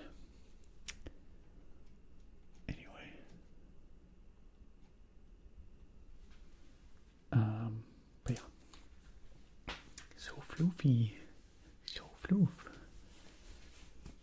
Imagine waking up from a nap with a camera in your face. Yeah, that was pretty much Royal's experience just now. Doge Lama, what's up? Am I looking for an ASMR artist Discord to hang out in? That's very kind. Thank you. I might be in that Discord. I'm not sure. It's possible. I guess if it's your Discord and you know I'm not, then I guess I'm not. Thank you for the offer. I'm probably okay. Those are some folks, some friends. But I don't know. Yeah, sure. If you want to shoot me a DM, feel free. I'm in a number of ASMR artist Discords that I don't really interact with a whole lot. But I don't know, probably can't hurt to be in another. Those are some cool people. Shout out to all those folks. Becca, Nora, Deadly, some long time OGs. I'm just scrolling back up here. I think I missed some stuff while I was away. Bruce said, Nick, do you feel like we have kind of plateaued in terms of GPU tech? Yo, Actually Jackson, how you doing? Welcome. Actually Jackson, thank you so much for resub. Not just any resub, it is your 9-month resub. That means you have a brand new little baby potato emote, and as is tradition, if you like, you get to name your baby potato. It's part of the channel history. Whatever you want to call your baby potato, feel free. No pressure, but if you like to, you're welcome to. Welcome back on in, Actually Jackson. Thank you for your kind resub. Great to see you back, and I hope you enjoy all your potato-based emotes and your ad-free viewing for another month. Peter says Royal stream updates are the best. I wish I could bring her in here and show her to you, but I didn't. I felt bad enough waking her up. I didn't want to like pull her out of her box and bring her up here. Like, she probably would have purred and been fine with it, but I still felt bad about it. Yeah, you're not wrong, Derpy Lord. You're not wrong. You got some potatoes in the fridge. Wait, like a raw potato? Are you effing with me? For real? I don't know about that. FaceB says Kitty looks PO'd at you. She was purring for what it's worth, but you're right, I did wake her up. Yo, what's up, Mazapan? Yeah, pretty cute kitties, eh? Pretty cute kitties. I've never just crunched on a raw potato. Nope, I've never done that. Is that something other people do? Not that it matters how many people do it. You know, if you enjoy it, that's what matters, but I don't think I could. Apparently there's a girl from Attack on Titan who eats raw potatoes. Yeah, Beanard, it's funny. It depends on who's holding Royal. Because her owner, her real mom, when she picks her up, Royal gets mad. She tries to smack her in the face. Royal tries to smack her owner in the face. And she gets growly. I think it's because she knows it means that she's getting taken back to her real house where there's other cats. She doesn't want to be there. When we pick her up, she's very happy. She purrs. I put her up on my shoulder and she just purrs. Or sometimes I cradle her like a baby and she purrs. So yeah, she likes to be picked up by us. I bet you also peel your kiwi. Okay, now I know you're messing with us. Phase Beast, I ain't judging your potato activities. You do what you want with your taters. Who am I to judge? Alright, gang. Tonight's beer, 2 hours into the stream, is this guy right here. Your raspberry vanilla sour from category 12. These guys are one of my top 5 favorite local craft breweries. They're really good. And they have all kinds of interesting flavors. This raspberry vanilla sour, I'm pretty darn sure I've had before. I seem to have a very fond memory of it. But it's been a while, and I just saw it there, and I was like, oh yeah, that hit the spot. That hit the spot. Category 12 has kind of like a science-y vibe going on with all their branding and stuff. And their head brewer was formerly a microbiology professor at the university here. And he quit his job to go open a brewery, which is why their slogan is beer worth quitting your job for. And Doge Llama, thank you for the follow. I appreciate that.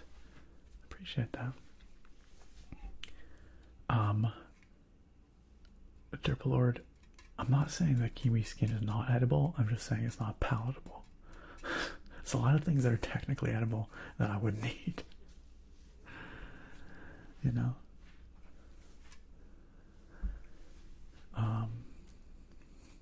Bruce says, my wife gets weirded out when I grab the raw potatoes that she has cleaned and peeled and I crunch on. Is this more commonplace than I think it is? Are you guys just messing with me, or do you guys actually eat raw potatoes? I've never considered that before. Logo Toad says, if you eat raw potatoes, they have a low glycemic index and sugar content, but I've never eaten one. I mean, dirt also probably has pretty low glycemic index and sugar content, but that doesn't mean I want to eat it. Steel Neko says, my cat and I have been having arguments for the past 18 years. I would like to pick her up and hold her. She would not like to be held. Some cats are like that too. It really depends on the kitty. Royal is happy to be held until she wants to be put down, and then she will let you know. She has a little mew she makes. And as long as you respect her autonomy, she's happy to be picked up. That's what I've found. All right, Derpa Lord, I can't, you know, I can't follow you there, but you live your life the way you want to.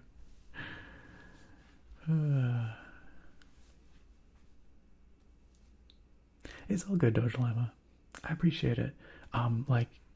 Yeah, I know some of these folks. I'm in a few different Discords, but you know what? Feel free to shoot me a DM. I'm happy to be in another one. I might already be in that Discord. It's possible. I don't know. But I appreciate you coming on by and let me know. Everything's edible once. That's right. Oh, system. These are the. Gosh, it has been so long. I've been using them for years. These are the Eco Audio OH10 Obsidians, I'm pretty sure. Gosh, I had to dredge that out of the bottom of my memory.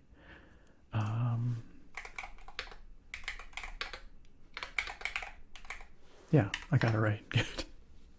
Yes, the Eco Audio Obsidian OH10s. I like them. They're a little bass heavy. They have a very scooped kind of sound signature. They're not super flat, but they're fun. And more to the point, they're inobtrusive. I like them for streaming. So.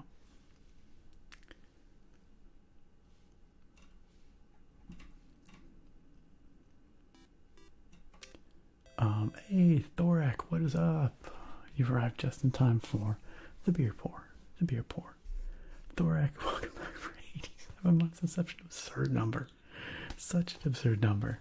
But Thorak, I appreciate it, and I welcome you back on in for another one. For number 87. Welcome back to the Sub Club. I hope you continue to enjoy your ad-free viewing. And your potatoes. You know how it works. No problem, system. Thanks for asking. Thorak says, yo, everyone, looks like I made it before gameplay this time. Hope y'all having a chill night. Looking forward to Toad Home coming. It pretty much is how we were discussing earlier, how we're basically in the Mushroom Kingdom, I think, in this game. Derpalord. Okay. Thank you, Derpalord, for proving your commitment to eating raw potatoes. Bruce says that he does too, ever since he was a kid. Logotone says dirt is delicious. I tried dirt as a kid. I could not get into it, but more power to you. It's full of microbes, crunchy little bits, mineral grains. What's taters, precious? What's taters, eh? Okay, gang. Let's open up. Oh, hold on. There is some beer lore here. What does it say? It says, lighter in strength, but just as bold in flavor, this refreshingly tart sour is built for easy enjoyment.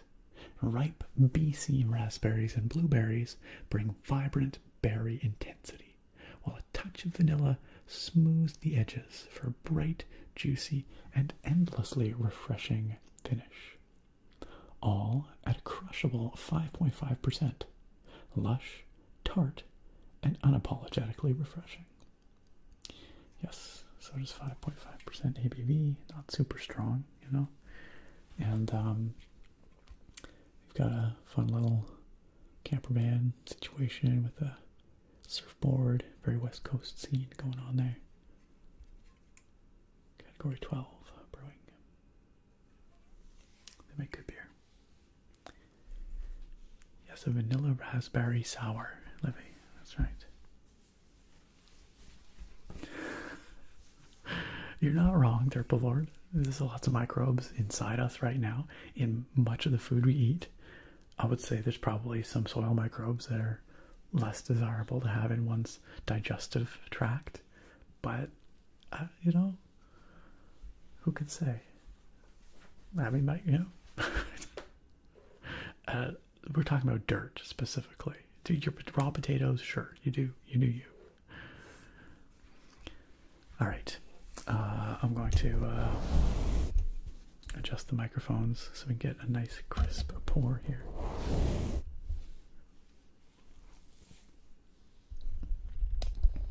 FazeB says, I played Witcher 3 for the first time around COVID, so I had the chance to play it and enjoyed it.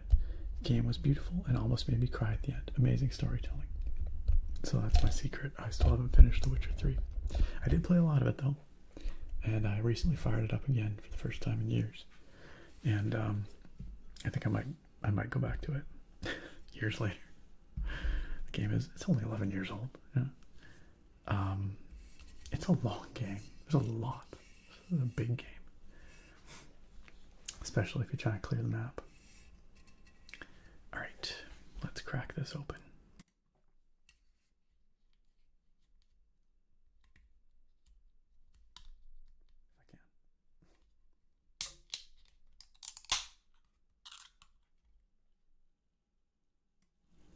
If I can. That was a crisp snap. A crisp snap. Holy crap, Thorek, are you seriously on a 60 stream streak? Are you for real? That's intense. Holy cow, that is a flex. I didn't even realize that. Dang. Alright, let's pour this one out, y'all. Let's pour this one out.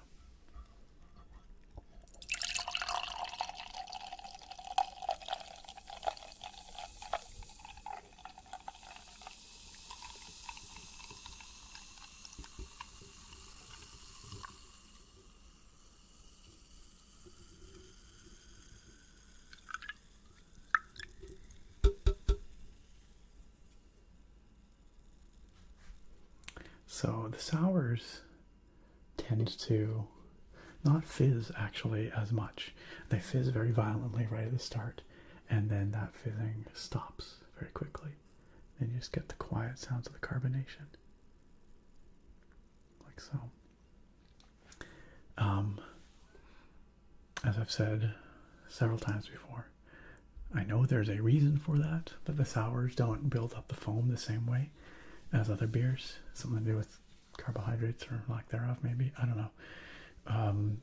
There's a fellow in this community who is a beer microbiologist. That's his career.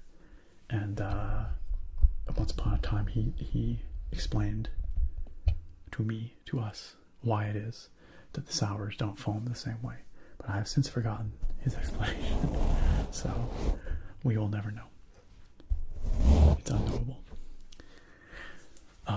Until he returns to share these secrets with us. Yakanono says, I think it's the lactobacillus that reduces the foam. Maybe. Yeah, I don't know what it is about them that does, but I could see it. Bacteria that do the souring could very well be. This beer pours a gorgeous, deep ruby red. Look at that. Isn't that beautiful? And you can smell the tartness of the raspberry, but also the sweetness of the vanilla. Lovely. What are we toasting tonight, friends? Tonight we are toasting cute cats. Cute cats. Cheers to Royal. Cheers to that other cute cat that I saw on my walk today. Cheers to all the cute cats out there, which is just all the cats, because every cat is good and every cat is cute. Cheers to cats, friends.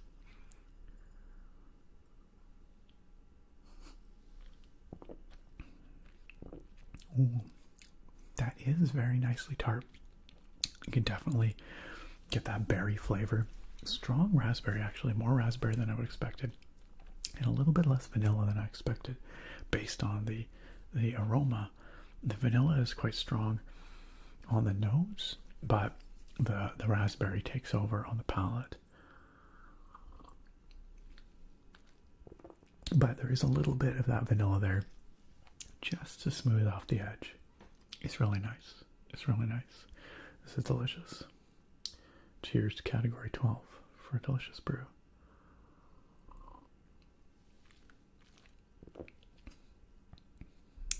I appreciate it, Kapoo. Thank you. I hope that your wake up is made all the better by hanging out with us.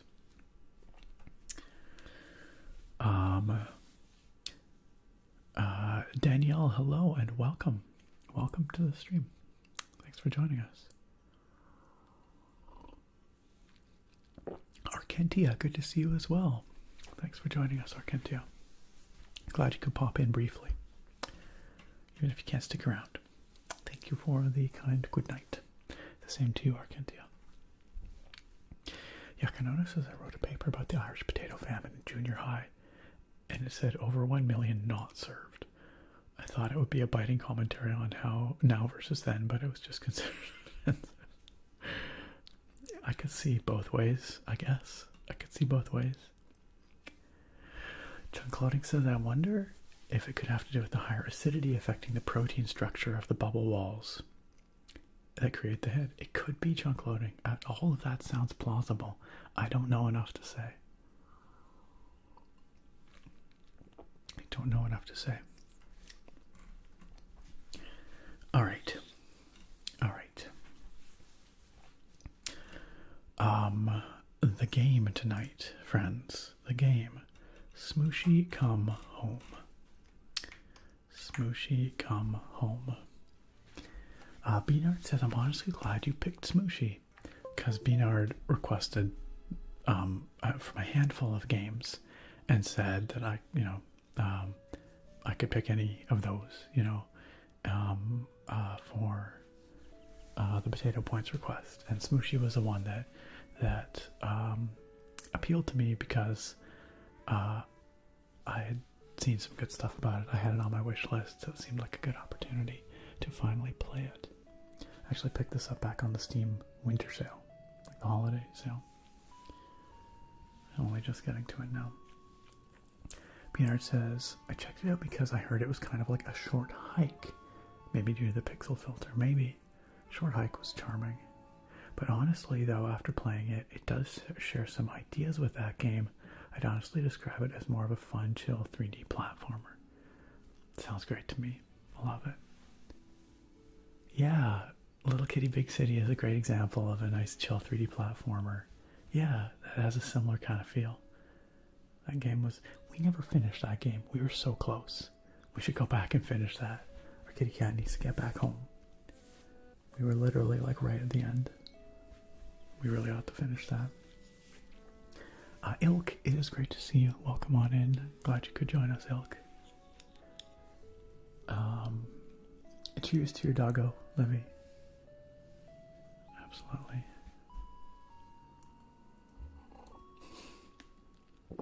Derplord says, I think the sour particles collide with the bubble particles and cancel each other out.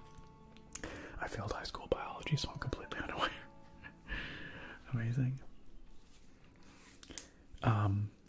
Okay, so let's try Smushi Come Home. Let's check it out. New save slot.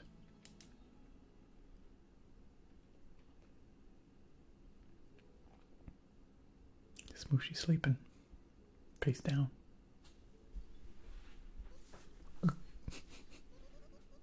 I fell asleep face first again. It looks like Mishu and Umi are up. Better go check on them. Okay. Okay. Alright, we fell asleep in a little something. I don't know what. Cute. Although, let me just invert Y. There we go. Yeah, that's better. It's pretty cute. Ooh, a beautiful like Japanese maple over there. Okay, we can jump with A. Oh, nice. It's like a little lantern, it almost looks like. That we fell asleep in. Okay, who's Musho, Mishu, and Umi? Musho, Mushu? Misho, Mushu, Umi? I don't know, whatever.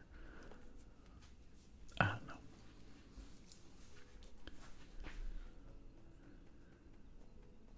Just looks pretty cute.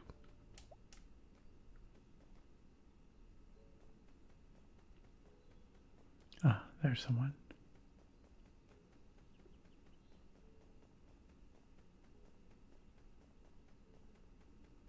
How it's got like the Naruto run, like arms out behind.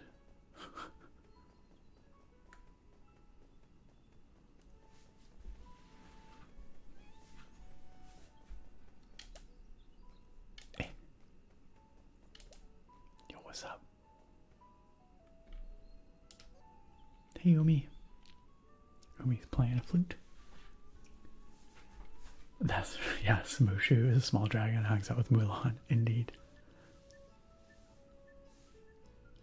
I like how I don't know if you can hear it, but the flute music is playing actually, like, just kind of naturally faded into the overall ambient music. Kind of integrates with it. What's up, Umi? What? Oh. Hey, Smushi. This seems like a cool spot to play your flute. Really? I'm kind of scared being way up here. What are you doing up here then? I lost Pokey. Who? My pet ladybug. You named him? Of course. He's my best friend. Umi, that ladybug probably flew back home to its family. I don't think it was ever a pet to begin with. No way. I bet he's lost and scared out there. Umi, listen. Pokey loves it when I play the flute. He follows me around whenever I play it. So maybe he'll come back if he hears my flute. Pokey really means a lot to you, huh? Mm-hmm. Alright. I'll see if I can find him then. You'll help? Oh, thank you, Smushi. Here, take my flute. But don't you need this? I've been up here playing for a while now, but still no Pokey. So maybe if you play, he'll come to you. I guess it can't hurt to try. Thanks, Smushi. I'll stay here and see if I can spot him. Alright. Getting the whole right trigger to play Umi's flute. That's pretty cute. That's pretty wholesome. FazeB says, hey Nick, when did you first experience ASMR naturally? Has anyone ever told you that your voice is relaxing before your ASMR career? Good questions. My first memories of ASMR go back to watching Mr. Rogers' Neighborhood when I was very young. Just his gentle way of speaking and the way that show often allowed like just very quiet scenes, like Fred Rogers would say something and then he would demonstrate something and it would just be quiet while he was demonstrating it, and something about his soft voice and allowing the quiet, just the, you know, the silence in between. That's my first memory. Those are my first memories of ASMR. Had anyone ever told me that I had a relaxing voice before I started doing ASMR? No, not that I remember. Not that I remember. When I started, I had no idea or concept, I guess, of how relaxing I would or wouldn't be. I just kind of started doing it. I don't know. I guess I was lucky. I guess it turned out for the best.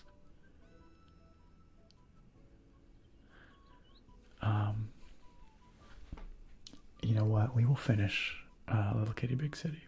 We were so close. We'll go back to it soon. Chunk Loading says, I wouldn't mind living in one of those lanterns. It'd be like a cozy cross between a hobbit hole and a treehouse. They are pretty cozy looking, aren't they? I mean, they're made of stone, but you could dress it up.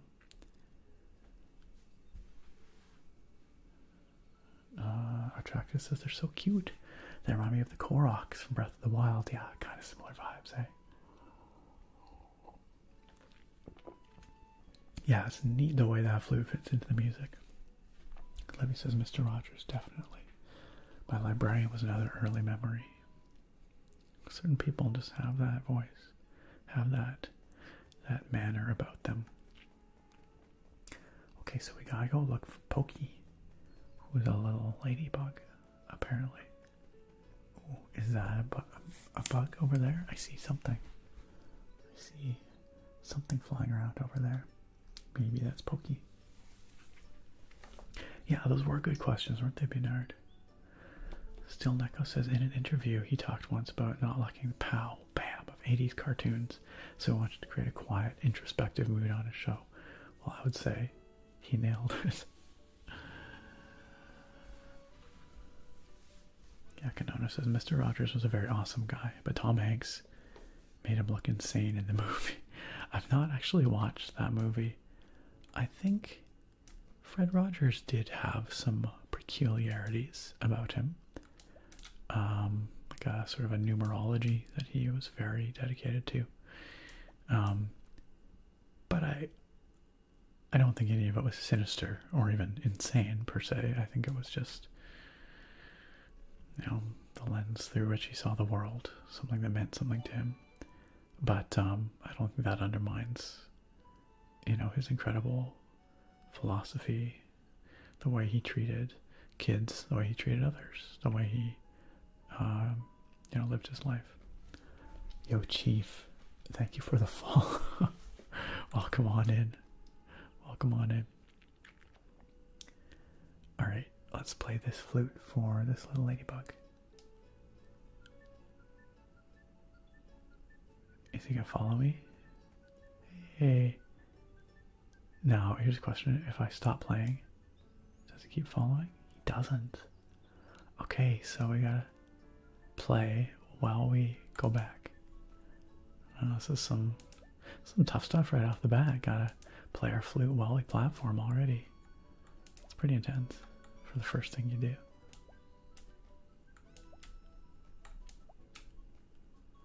Alright, come on, little Pokey. Let's go back to Umi.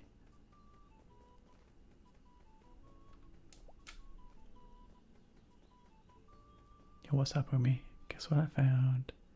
Look who I found.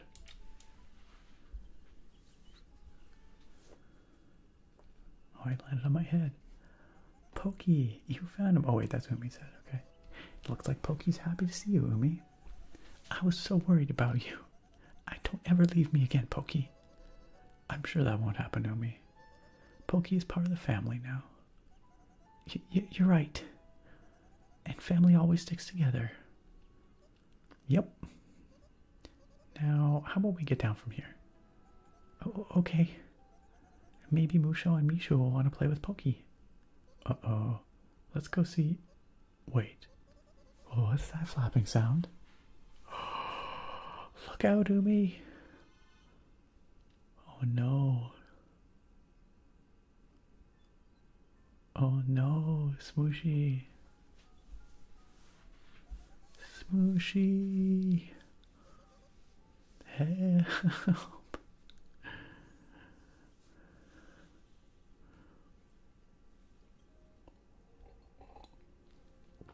Oh, we're going a long way. Oh. I must have blacked out. But where am I? How long was I out? And would you put me down already? For the last time, I'm not food. I mean, mushroom could be food for a crow. Why did we stop? Wait a second. Did what he asked. Oh no, Smushi. Into a nest.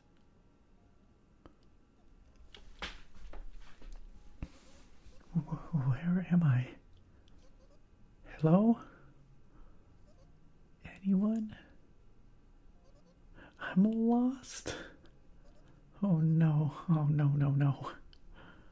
Umi, Musho, Misu. I have to get back to them. There must be a way home.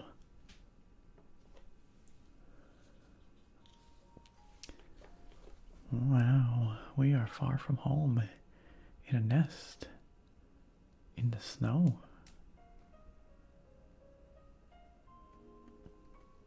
It's a very pretty look. As you have no doubt noticed, the game has a pixel filter on it. It's actually configurable, so I have it set to medium right now, but you can set it to minimal and then the game just looks cleaner like that. Or you can set it to, yo, I can't see when it gets really chunky. Yo, I can't see. There is something appealing about this, but it is a little hard to play like this on a big screen. You can play it on a smaller screen maybe, but it is appealingly chunky.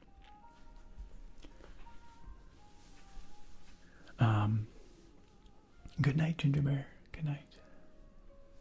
FaceB says, I remember when Mr. Rogers played with the Puppet King and the other puppets. It was relaxing. Good times. That was King Friday. Daniel Tiger. Yeah. Have a good one, Ginger Bear. Have a great week. Yeah, Kanono talking about the Tom Hanks Mr. Rogers movie says, I think it had more to do with Hanks acting, the way he held his face to impersonate Mr. Rogers. It was a misfire. He looked squinty and creepy. Interesting. I kind of want to see it just to see, but FaceB says, rip homie Smushi, fly high, brother. That did escalate quickly. Toad's looking a little thin. You're not wrong. Eggs and mushrooms. That nest is the makings of a delicious omelet. You're not wrong. It's a good start to a tasty omelet. This is a can, I guess. I'm gonna switch back from yo, I can't see. Switch to medium. Medium's a nice balance of like pixel aesthetic, but still readable. You know, this is a can too, I guess. Mushroom homie will taste good on me pizza. My pizza. We do not eat Smushi. We will not eat Smushi, no matter how delicious he may look. There's a bottle here. Besides, Smushi looks like some kind of amanita, some kind of maybe poisonous mushroom. I don't know. It's possible. Maybe Smushi would get his revenge if you ate him. There's a mug. It's like a storm drain over here. The music's nice. Can you guys hear it at all? I could turn it up a little.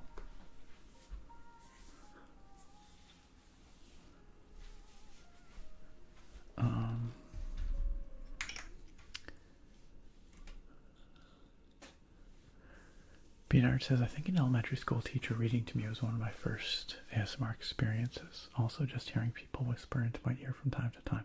Didn't learn about ASMR until high school, though. Yeah, I didn't realize it was a thing. Like a thing. Like something that other people experienced, or that was a concept, I guess. I just assumed for years it was just, I guess I just assumed everyone felt it. I don't even know. I didn't think about it that way until I was an adult, basically. Like I would have been early 20s when I discovered ASMR on YouTube and that whole thing. I've told the story many a time, but I was originally looking on YouTube for like drawing videos, painting videos, origami videos, because I found them relaxing. I found they gave me that feeling, that tingling feeling, and they helped me relax. They're helpful for falling asleep. But I didn't know about the term ASMR, or that people made intentional ASMR videos, until I came across it on Reddit one day. And as soon as someone described it, I read a description of it on Reddit. I was like, that's the thing. It's the thing that I feel. I didn't even think of it as a thing, but yeah, it is absolutely the thing. And I guess other people feel it too. And that's when I realized that people made these videos intentionally. And at first I found intentional ASMR videos to be very cringe. I could not watch them. Which is very ironic given where I've ended up. But, you know, for me it was a matter of finding creators that worked for me and that I felt like I could trust, if that makes sense. Like they had good intentions and good vibes, you know. And also realizing that there were a bunch of people that enjoyed it. But at first it was like, oh man, this is super awkward. This person's like whispering or speaking really quietly. This is really awkward. And that was also in the very early days of ASMR YouTube, and so it wasn't really as defined as it is now, or as normalized as it is now. Very different era now. Where, you know, ASMR is mainstream. Everybody knows about it. But at that time, I found intentional ASMR very difficult to watch.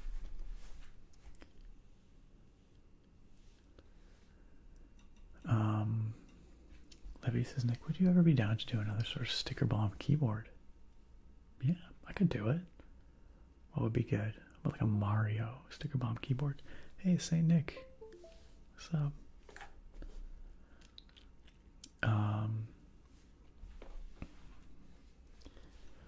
Beanard says, Mr. Rogers definitely before my time, but everyone who talks about him in his show seems to love him. He was like, I think, genuinely one of the goodest people ever on, well, certainly ever on TV. I mean, you can still find his stuff. If you just go look on YouTube or whatever. It's obviously intended for children, but there's good messages there for everybody. He was very pure. He was very pure, very earnest. Just as earnest as can be.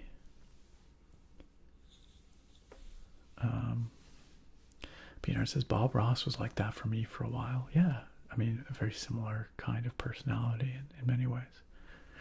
But then I watched some of his episodes to understand the hype. Yeah, it's a similar vibe. It's as if Frodo should have taken the ring to Mordor. Don't start that. Don't bring up that argument. How are Mushi, Musho, and Umi going to function without Smushi? He seems like the mature one of the bunch. Well, we don't know about Mushi and Musho yet. Maybe they can look after Umi. Why the scene remind me of Pikmin? There's definitely some Pikmin vibes here, Kaboo. Perhaps that crow's aim, though. He drops Smushi from that high, bullseye into the nest. We don't eat Smushi, but Dad. Yo, what's up, Limit? I see you there. I see you, Limit. You don't like mushroom stirp, Lord? Oh, it's the texture thing. That's too bad. They're delicious. Yeah, lovely music here for sure. It's a tad quiet. All right, let's bump it up, just a touch, just a touch. How about that?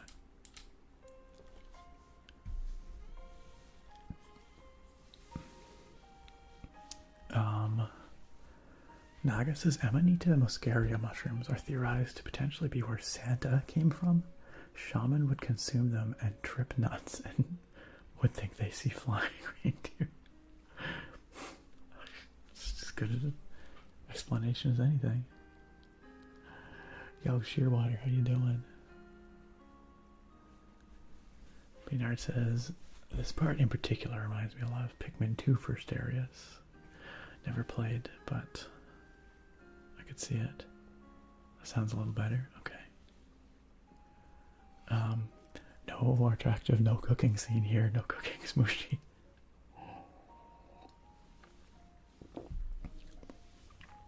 Yeah, Kanono says, I noticed ASMR as a kid when I was watching this movie called Sneakers with Robert Redford and Ben Kingsley.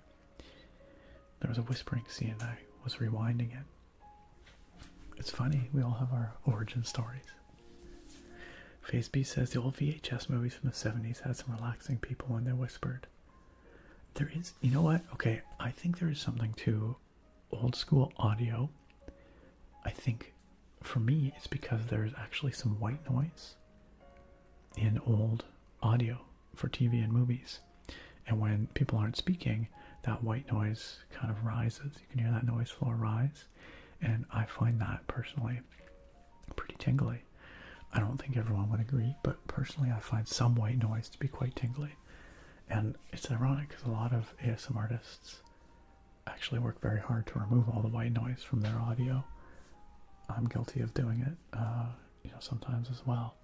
When really, I don't think a perfectly clean recording, like a sterile recording like that, is ideal for ASMR. For me, I like to have a little white noise. So maybe that's just me, but I think that's partly why lo-fi ASMR is popular, though. Yo, JJ, welcome. Thank you for joining us. Welcome to the chat. System says, yeah, with Bob Ross, the white noise, definitely, because he would, you'd hear the like the brush on the palette, and you'd hear you know, the sounds of the painting, but when he wasn't talking, that noise floor would come up, and you'd hear that white noise.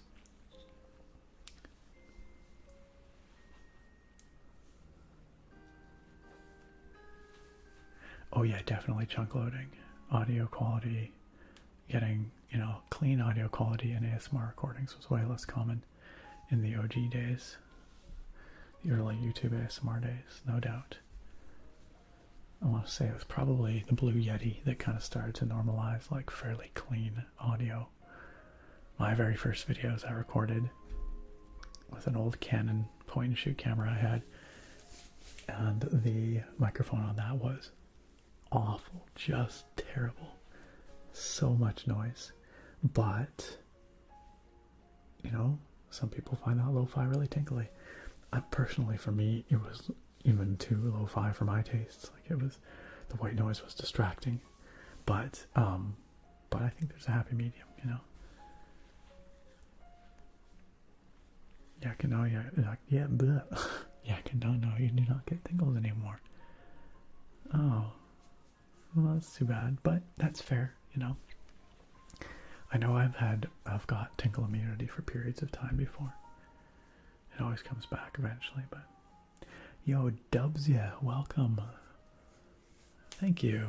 I actually sadly don't get tomorrow off, but it's been a good weekend. If you get tomorrow off, I hope you enjoy it.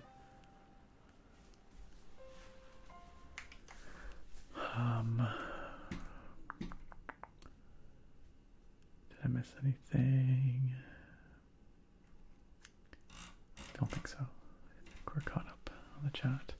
But it sounds like a lot of people here, a lot of you agree about the white noise thing. It's funny. It's funny how many people want the white noise to be, or how many ASMR creators try to eliminate that white noise. And again, I sort of understand the desire, but it's true that I think it can actually enhance the ASMR. Attractive says your channel was the first ASMR one I ever found. Oh, well, I'm lucky it was. Still the only one I watch, and my favorite. Really? I didn't know that I was the only ASMR channel you watched. Well, thank you. Thank you for continuing to watch and enjoy. You are allowed to go watch other ASMR channels, though. I won't hold it against you. I promise. I won't be jealous. It looks like we have to jump in the water here, y'all. Looks like the only way out of here. Let's go. Let's go for a ride. Boop.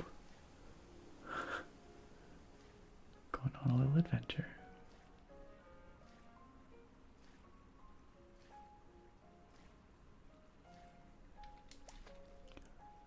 Chilly. A little mushroom body must be pretty cold. Another bottle. Nothing in it.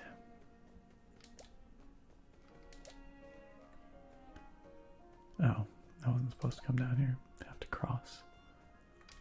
There we go. Oh, some little lights, little Christmas lights or something.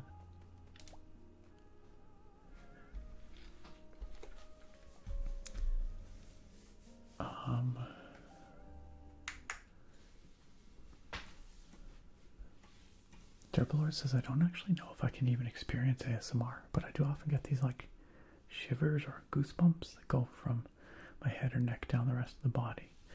Sounds ASMR adjacent, at least. Spoon to Poon says, Bob Ross, especially in it, beat the devil out of that brush. Just beat the devil out of it. Exactly. Attractive says, super thankful for finding your channel. I owe it to you for helping me sleep and feel more relaxed on some really rough nights. It is my pleasure, and I'm really glad that what I do here can help you and others here too. My philosophy has always been, if I could put in a little bit of my time, a couple hours here and there, and if that gets multiplied out hundreds or thousands of times for each person who watches it, listens to it, and benefits from it, then that's pretty good value from my time. It's pretty good return on my time investment in terms of, affecting some goodness in the world, right? That seems well worth it. So, and I'm glad it does help some people. Livy, jam and peanut butter. That does sound good.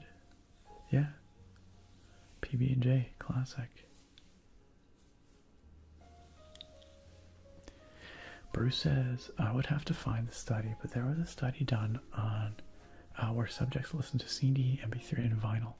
They monitored stress levels, and vinyl reduced stress significantly. Interesting. Something about the frequencies, eh? Something about the character of the sound. The analog character, perhaps. Somehow. Yo! What is this? Who are you? Excuse me. Hey there. Welcome to paradise, my friend. This is paradise? Oh yeah. Peace and quiet. Nobody around. You're about to live the good life, my friend. I can't stay here. I've got to get back home. Oh. Are you lost? I'm very lost. I was taken from my home and family just now. Well, where do you live? I'm not quite sure. But it's near a lake. Is there one nearby? There isn't a lake around here. But there is a river in one of the nearby forests. Maybe it'll lead you to a lake. Well, I guess I could try finding this river then. Aw, don't get so down now. You want to get back home, right? More than anything. Then you've got to be strong, confident, and most importantly, brave. But I don't even know what's out there. You can fear the unknown all you want, my friend, but it won't get you anywhere. So, instead of fearing the unknown, embrace it. You're right. I'm going to do it. I'll find my way back home no matter what. That's the spirit. I know you've got what it takes, so I want you to have these. I got the tools of the explorer. These should help me get around easier, I hope. Looks like some fishing hooks and a leaf of some kind.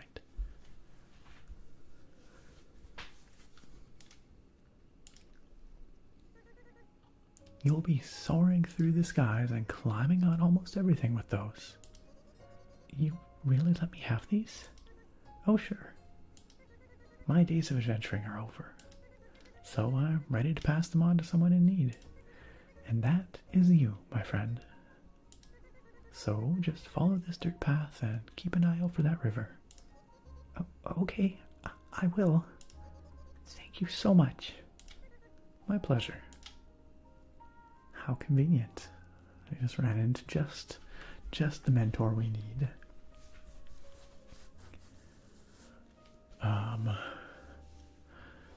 Derpalord, alright. Good luck getting to work. We'll see you when you come back to lurk. Limit 77 continues to breathe heavily. I'm just waiting, Limit. I'm waiting. Limit, you're sounding like my cat. How about that beer system? It's delish. It's delish. I'm enjoying it. I'm sipping away at it. It's very yummy. He's met the introvert bug. Interesting, Bruce. Do you know what kind of content they were playing on these different formats? Like, I wonder if audio that's intentionally relaxing, like new age music or relaxing sounds, would be interpreted as relaxing even in the other formats or only in vinyl. Because, I mean, we listen to a lot of relaxing content in digital formats these days.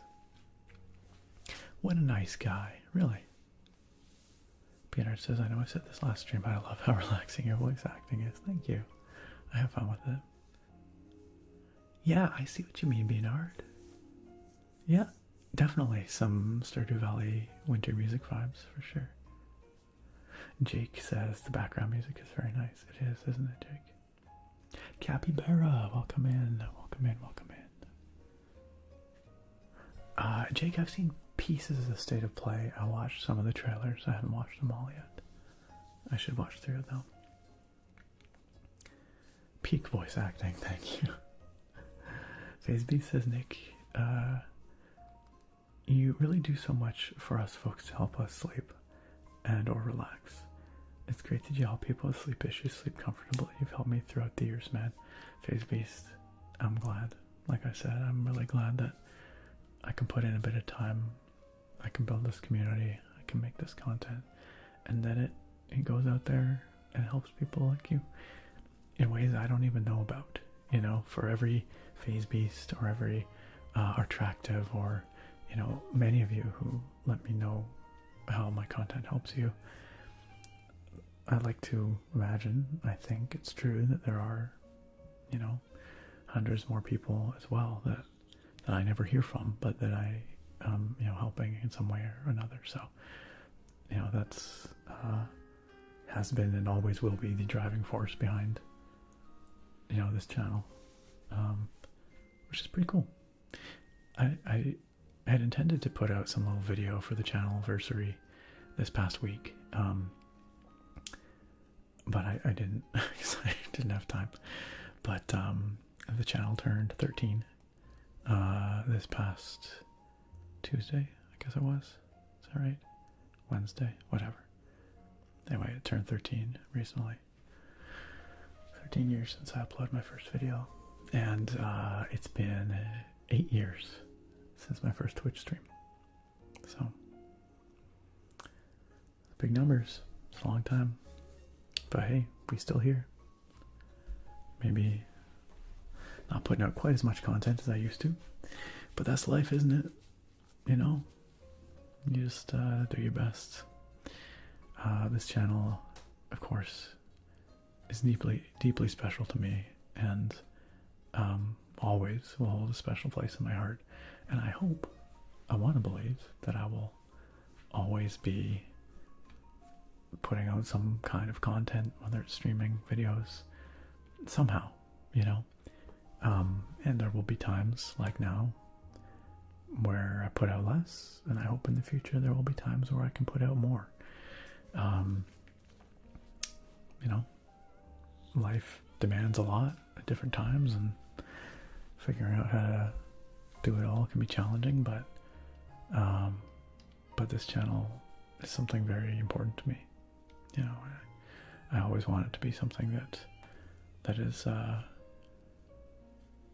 you know, among those priorities, I guess, for me. I think it's important.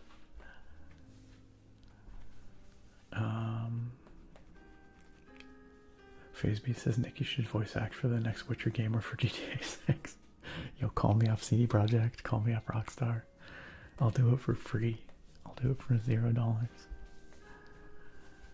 Just for fun. When I start tapping taters, asks Deep Fried Deals. That's a great question. You would have to go back in the stream archives to find that. I'm going to say probably at least 7 years ago. It came from a Skyrim thing. The high-res potatoes in Skyrim. FaceB says, I remember watching your ASMR videos back in the 80s, bro. Yep, that's me. Yep, I was an infant making those ASMR videos. Been doing it my whole life. Never stopped. ASMR nerd on vinyl. Yeah, I think we've got a glider. I think we do.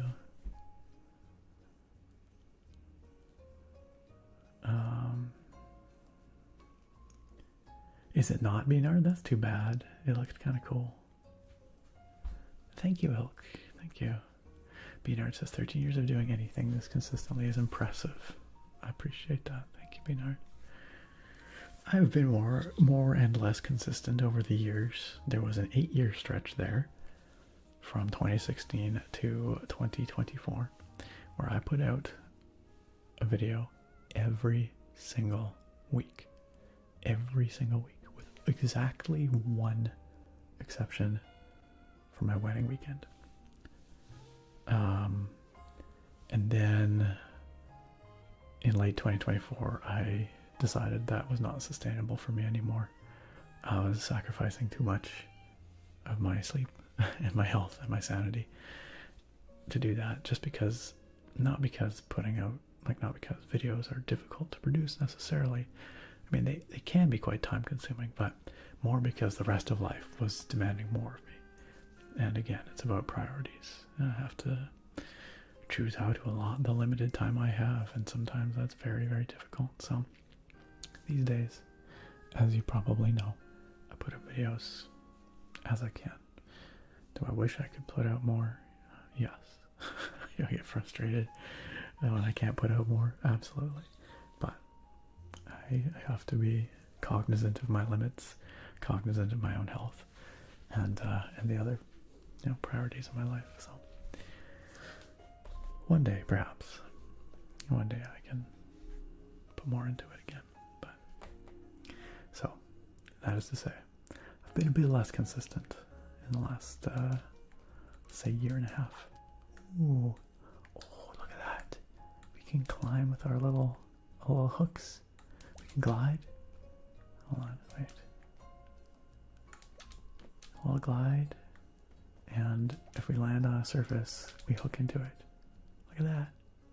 That's adorable. We can hop from there. That's great. Oh, is this from the same creators as a short hike? That makes so much sense. Ice Freakin'. That makes so much sense. Because it definitely has a similar presentation and vibe. Also, hey Ice Freakin', how you doing? Good to see ya. Good to see ya. Still, Neko says the people demand an IRL stream with Royal. We've had Royal make cameos on the stream before, but she's often sleeping when I'm streaming. But one of these days, perhaps she can feature more prominently in a stream.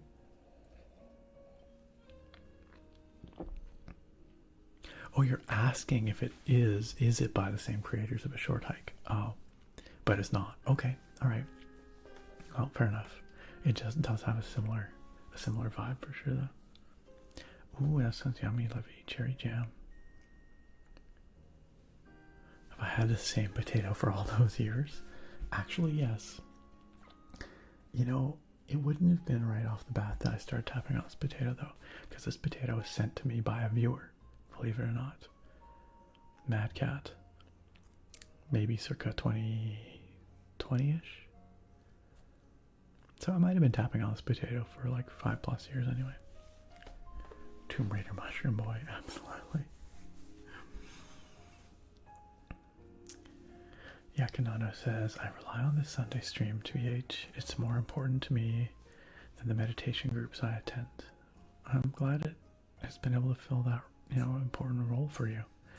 These times are tough. I think it's good that we talk because people identify with trends more and more.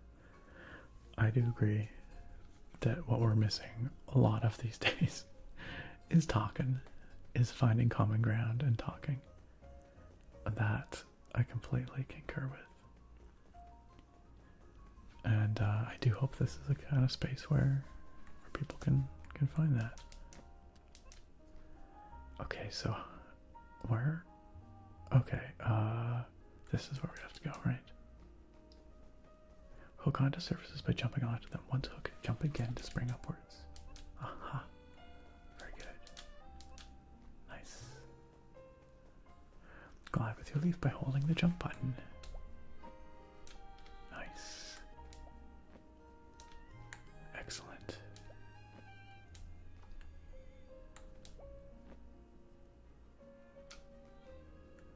Nice. Those controls feel good. It's pretty tight, actually. Yeah, Benar, that little climby jumpy feels pretty good. The little hooks are very cute, aren't they? Our tractor says, Nick, do you still have your Alduin statue from the Skyrim Collector's Edition? I do. And it's gonna end up back here somewhere once I finalize this. Currently it's in a box in the closet, but yes, I do still have it. Definitely do.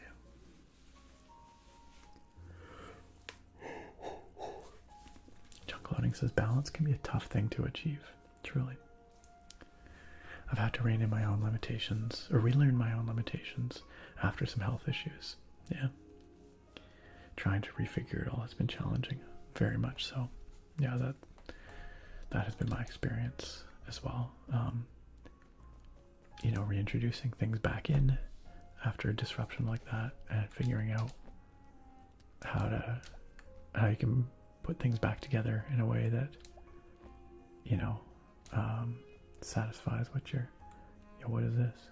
Oh, a little Allen wrench, Allen key, a tool of mining.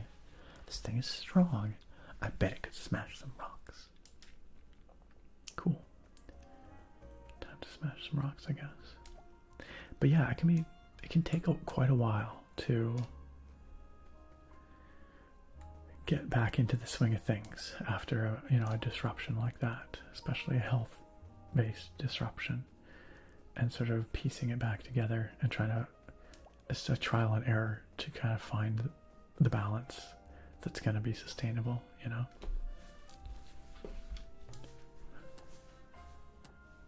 Smushi is freaking adorable, you guys. Nice. And we got 4 somethings. 6 somethings. Wonder what that's for. View items, skins, and more from your inventory. We get skins. Items. Skins. Oh, a classic Shroomy hat. Nothing beats the classics. And notes. Exploring notes. There's a river nearby that could lead into a lake. That might be my way home. Man, this game is charming AF. The perfect glider does exist. Rusty hooks. Rusty, but trusty. For a second I thought I said thrusty, and I was like, what? Tool of mining.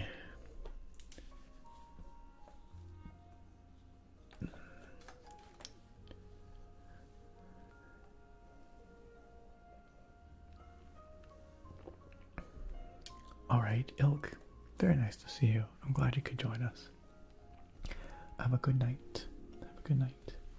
Enjoy your lurk and sleep well. Ilk, sleep well.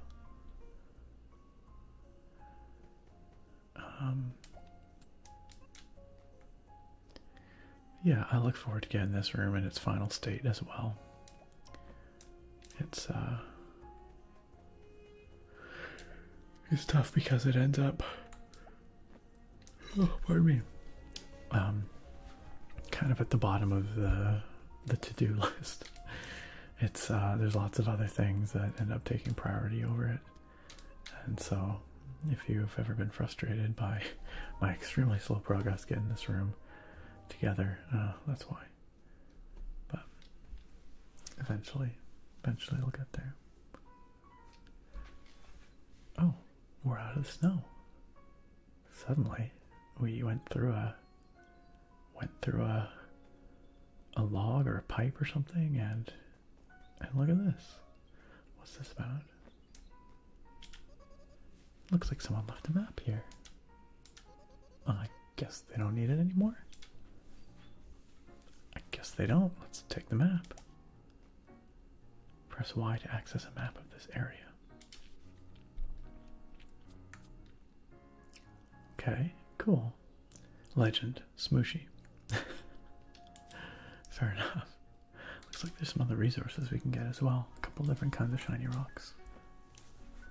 Now, there's mushrooms here, but these mushrooms are not sentient, but we are. What's up with that?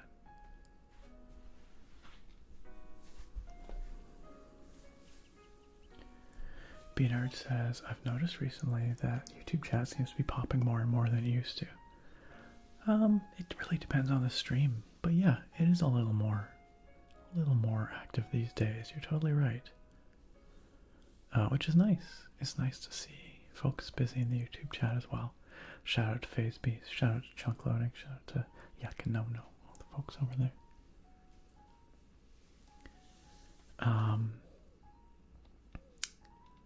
FazeBeast says, I wouldn't mind a Smushi plushie.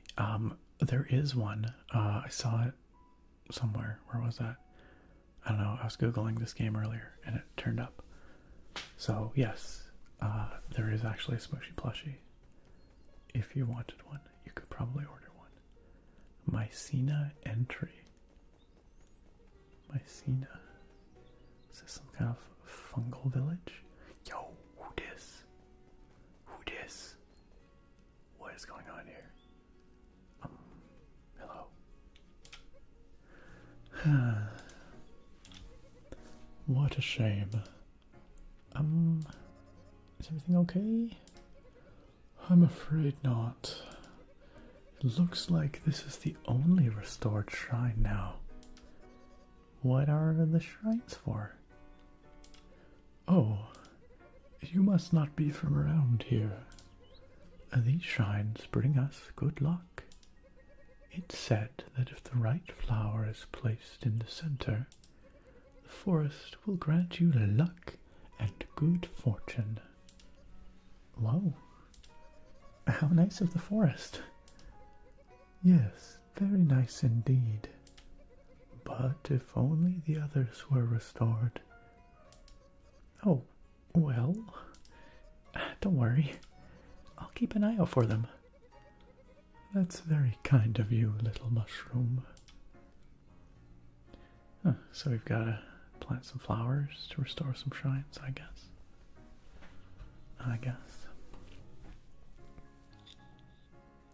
Yes, definitely some Breath of the Wild inspiration here between the glider and the stamina meter and just the sort of vibe, Korok vibes, you know.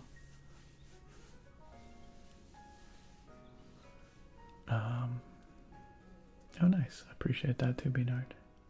Enjoy your lurk, ilk. Oh, maybe the plush is not available anymore, but I did see, yeah, at least at some point there was one available. Yeah, this guy's got a good hat for sure. So what happened to the other shrines? Oh, we should, I should have talked to that other guy, the adventurer guy who helped us out. Kind of wish we did. Their flowers have lost their way, but I know they're out there somewhere. We just have to look carefully. I'll keep my eye out for them.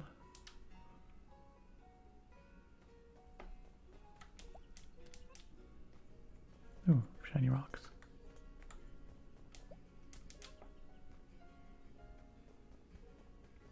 What's this? Flowers. Not the right flowers, though. I don't think.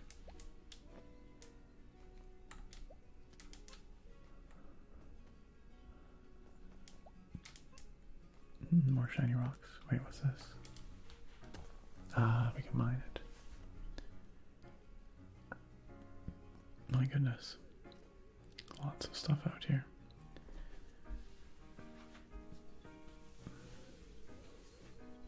Derp Lord, welcome back. Welcome back. Enjoy your work and lurk. Fair enough. Chunk Loading says, thank you, ma'am. That was some very helpful, much appreciated advice. It makes perfect sense. Well, I'm glad. I was just speaking from personal experience. I'm glad you found that useful. Phase Beast says, okay, I'm passing out. Just want to say it was fun here. I hope you guys have a great week. You too, Phase Beast. Thanks for being an awesome part of this community. I hope you have a great sleep, restful sleep, and a fantastic week. Take care, y'all, and have a relaxing stream with Homie Mushroom Boy. See ya. See you, Phase Beast. See you next time.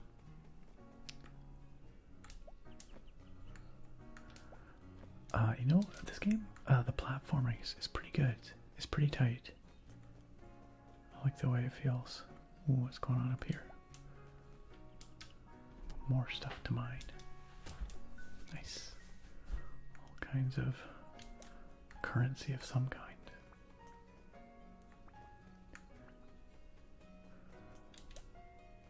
Oh, there's something sparkling over here. What's that about?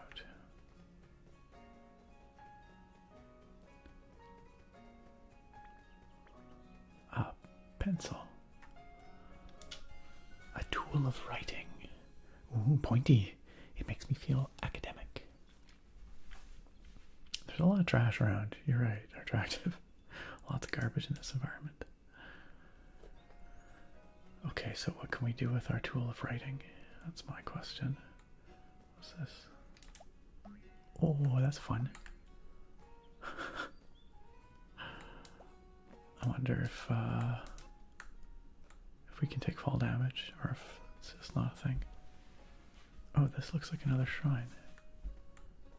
How do we acquire a flower for the shrine?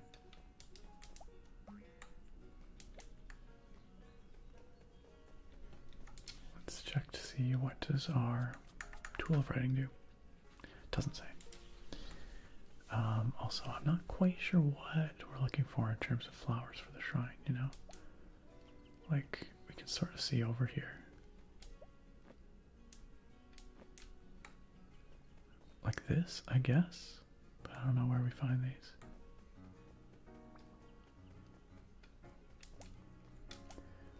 Beanart says, pairing fairly open worlds. You get to explore at your own will. With good platforming is exactly my type of game. I feel like there's fewer of those than you would expect. Whoa, slug boy or snail boy. Hello, friend. Oh my. Another mushroom species. Yes. It is I. And what species are you? The Smushi species, I guess? Smushi species? This is a new one for me. I must record my findings.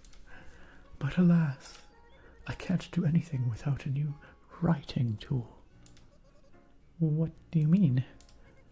Well, I'm a mycologist, you see, and I record my research of mushrooms in my journal, but I'm unable to record any data. How come? My writing tool was withered away, has withered away, it seems. Oh, well, actually, I found this earlier. It seemed important, so I picked it up. You can have it, though. Holy mushroom! You've saved me, little Smushi. With this, I can continue my research. And as my thanks, I'll share this with you. Behold, the Mycology Journal. The who what? Listen carefully, Smushi. Every time you come in contact with a new mushroom, a new entry will appear in your journal. And you can read each entry to learn about that mushroom. Sounds pretty neat. I've never been able to learn more about my kind. There's much to discover, little Smushi. So go out there and learn about your amazing species. Alright. He's got a great little voice, doesn't he? Still let go. Where was Smushi keeping that pencil? We don't ask these questions. Oh yeah, fair enough. Beanard, yes.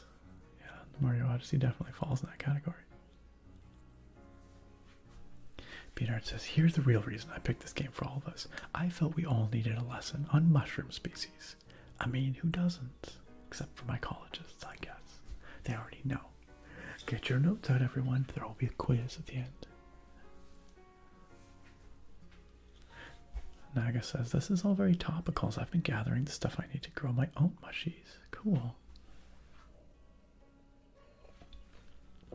Alright, let's check out the Mycology Journal.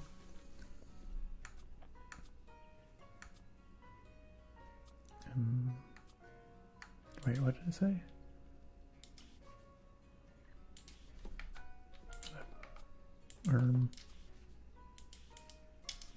How do I access the journal? Ah, there it is. Ah, Mycena hematopus, I guess. About this mushroom. Oh, okay, we can. Although there are several pinkish Mycena species, this one is rather special. If the flesh is cut, a dark red blood exudes out. Wow, that's creepy. Thus giving this mushroom the nickname Bleeding Mycena. Like most fungi, the species is saprotrophic, meaning it obtains nutrients from decomposing organic matter. Smushi notes, these things ooze out red liquid when cut. I'm fascinated and terrified at the same time. Yikes. So, how do you know so much about my kind? Ah, a great question, Smushi. There I was, lost in this giant library. All of the books were damaged or completely destroyed, but I stumbled across a book of mycology. I couldn't believe it. Completely undamaged and readable. I must have spent months in that library studying this book. So you're like a walking mushroom genius?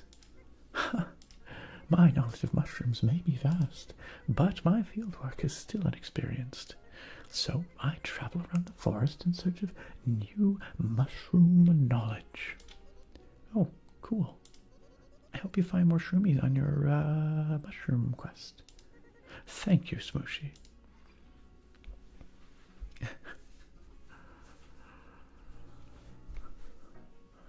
Derpalord says it's kind of strange. I'm Estonian and mushrooms are a huge part of the culture here, and yet I don't like them at all.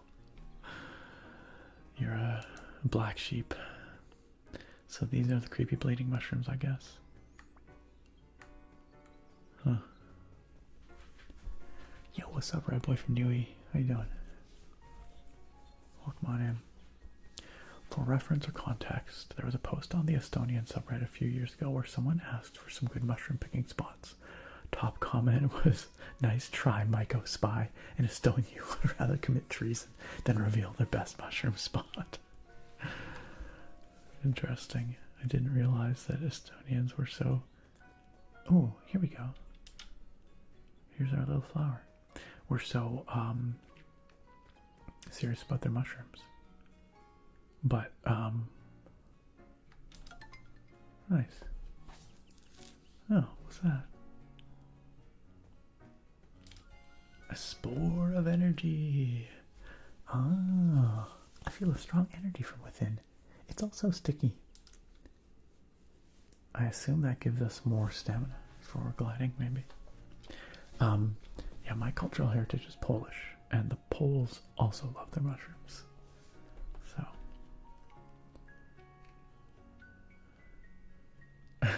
Do you know if they're working on a sequel, Beanard? To this game? This game came out a couple of years ago, eh? 2023, I think I saw.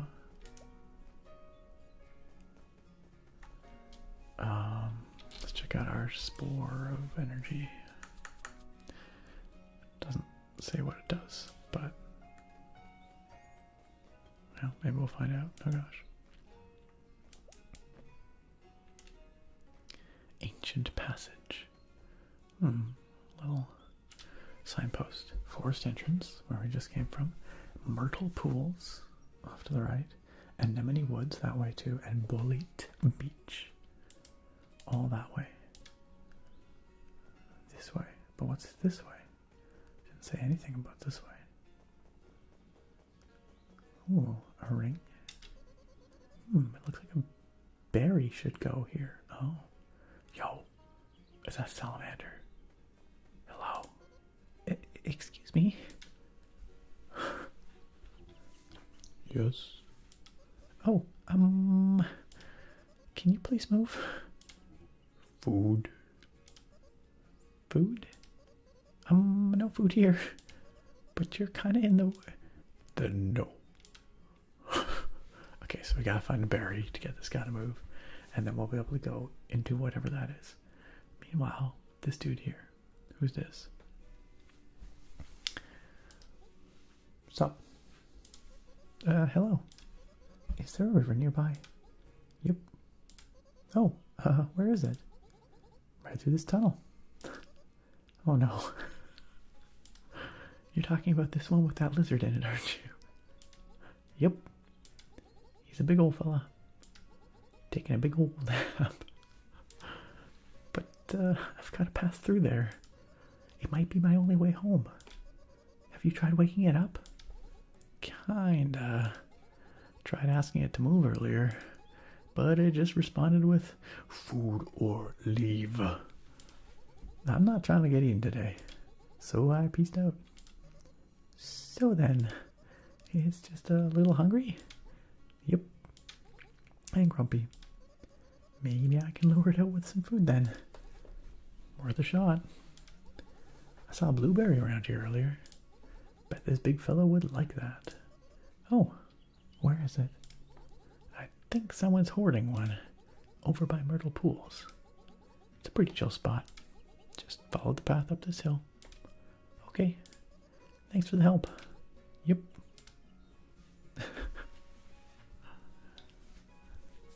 Beanard says, I think the dev's actually working on something new.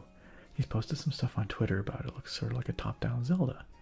The videos he's posted sort of remind me of the game Death's Door. I have seen some Death's Door gameplay, yeah. Like a little roguelike-y, top-down Zelda-y. Oh, but Smushi will still be the main character. That's great. Or similar mushroom dude. I think this guy, the developer, just likes mushrooms, is the vibe I'm getting. Chunk Loading says, dang, mycologists lording over the other biology disciplines. Just because their mycelium is larger than most other entities doesn't mean they know better. If anything, the mycologists I've met have all been super chill. And, yeah, just really chill dudes. So, I don't think they're lording anything. Ooh, some new mushies. Let's check it out. Also, a rock. New mushroom discovered. Let's learn about these brown guys.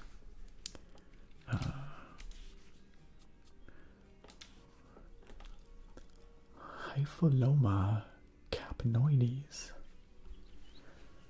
This species grows in clusters on decaying wood and is easily spotted with its cinnamon to orange caps. Okay, I thought they were brown. Maybe they're red. But I'm colorblind, so take caution when foraging for this species, as they're easily confused with the poisonous sulfur tuft mushroom.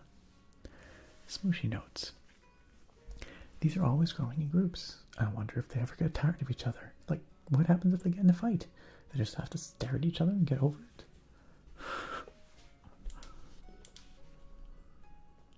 Alright. Cool.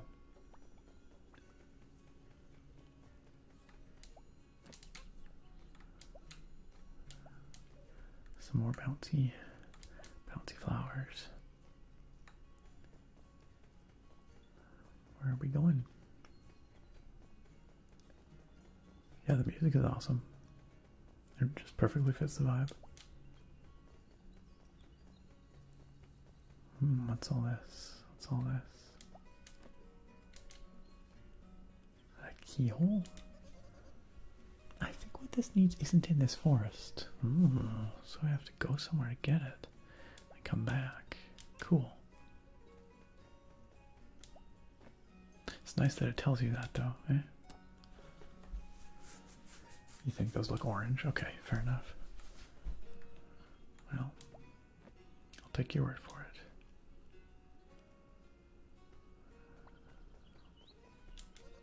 Maybe there's a way to cut these vines. But not that we currently have access to, by the looks of it. So there's a couple of things here that we might want to make note of. Mycelium entry. Okay, so it is marked on the map there. Specifically that little keyhole over there. And I think all this stuff over here we've seen, right?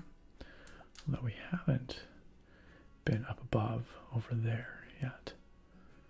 So that would be good. But there's also stuff over here. So let's try this.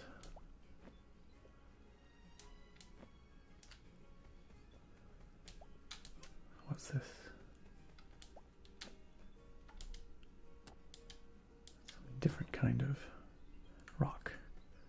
Not sure what.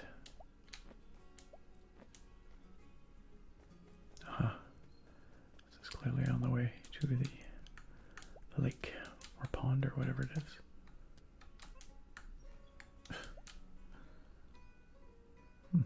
What's over there? What do you think about this, this here stump, though? I feel like there might be something in it. Let's go check it out.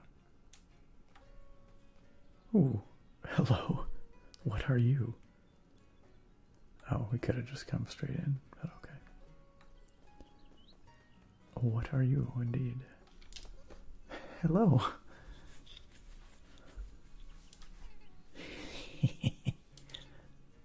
Hey. Seen any purple crystals around here? Well, Because they're very powerful.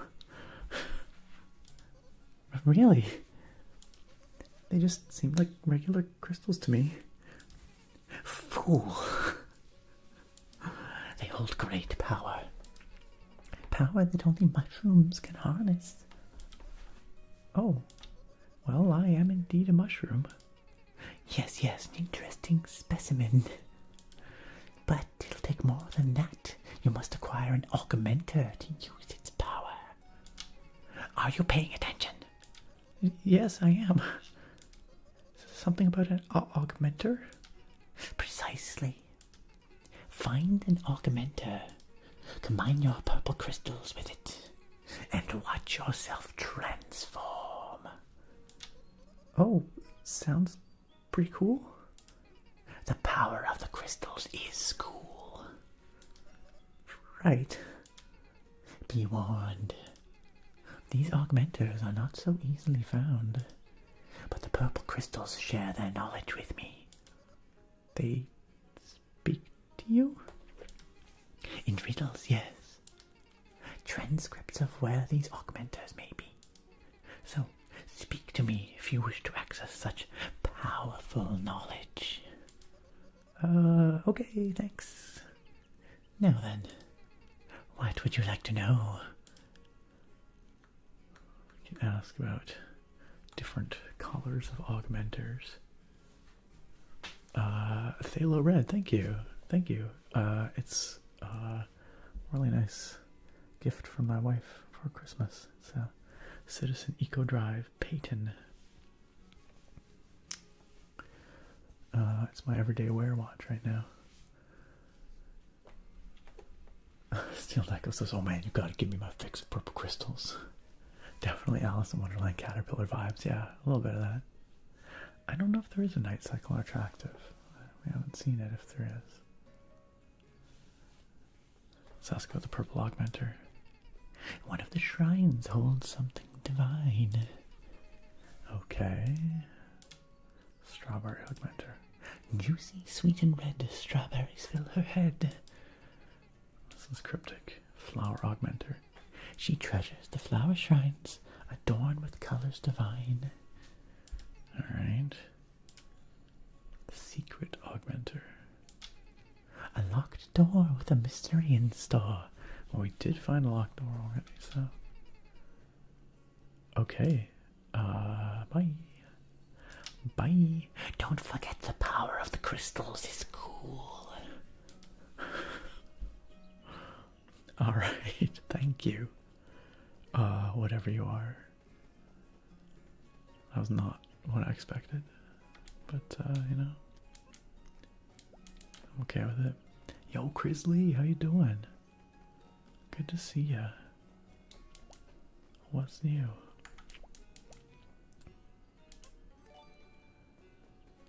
Yo, Magnadale.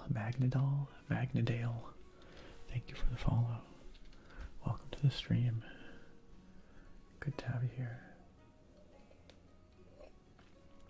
He really is trying to sell me on the power of those crystals and how darn cool they are. They must be pretty cool, I guess. Alright, what's this? Okay, Anemone Woods ahead, Ancient Passage where we came from, Myrtle Pools to the right. Okay, well the Myrtle Pools are where that blueberry is supposed to be, so I guess we should go there. But maybe we want to poke around here first. It's a bit lighter. Why is there so much garbage in this forest? Not about it. I'm not big into all this garbage.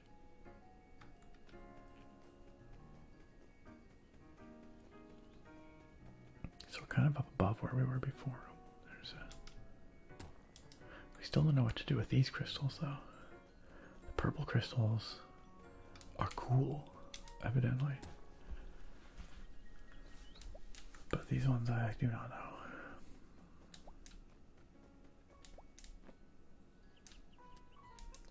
Okay, we got a little bouncing flower there.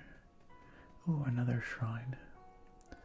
So there must be a flower somewhere around. Ooh, check it out, purple crystal up there. Let's see if we can get it.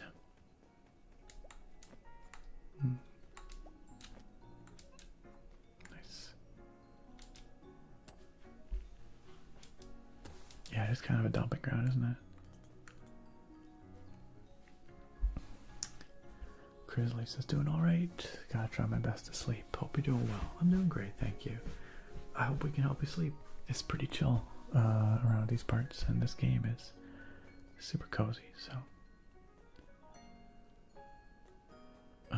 Well, maybe part of our quest here is to clean up this dumping ground attractive.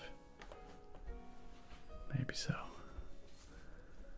Let's see if that flower might be up here. Ooh, it's tricky. Nice. Can we go up from here? Maybe. Oh, apparently we're not allowed to jump on those leaves. We can't go this way.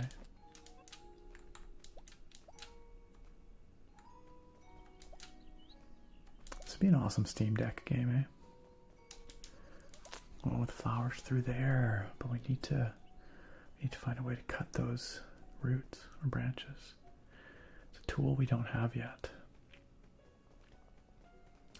I wish I could annotate my map, because, you know, there's things that would be nice to mark, but it looks like I can't. I mean, it's automatically annotating quite a bit of stuff, but do you guys think these lanterns go somewhere, maybe? What do you think?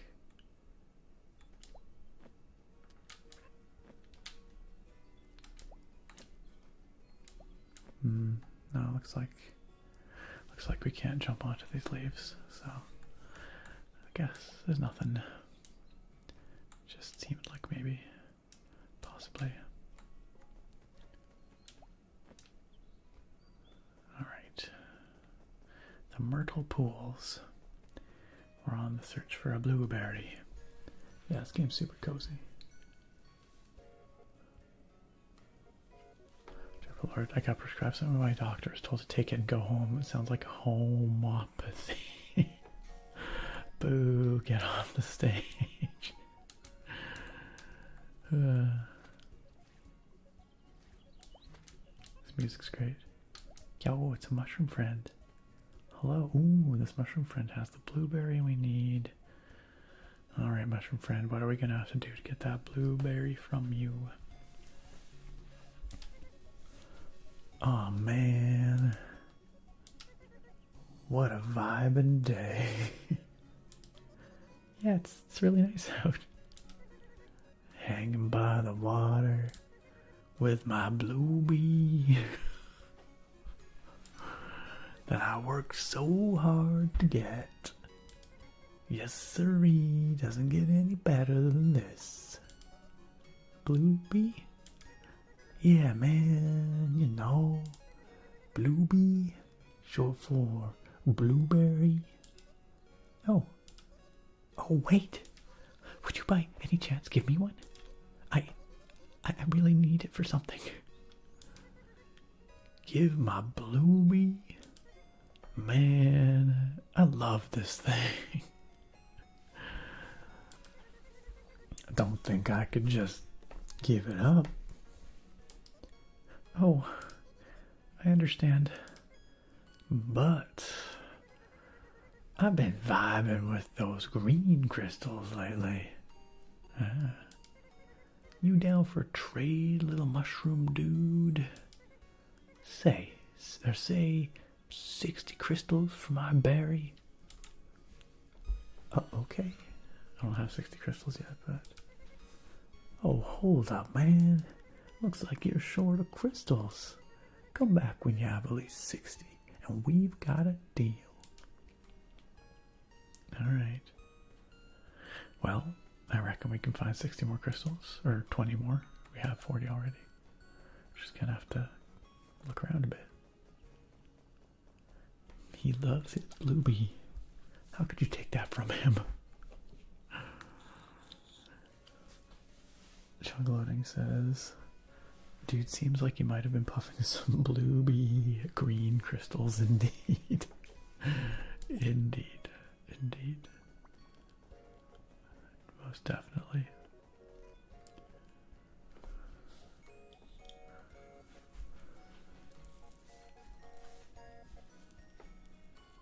Huh. Yeah, that was the right way to handle that, Derpalord, I would say. I would say that is correct. Yeah. Yeah, many trans folks are, they pass very, very well.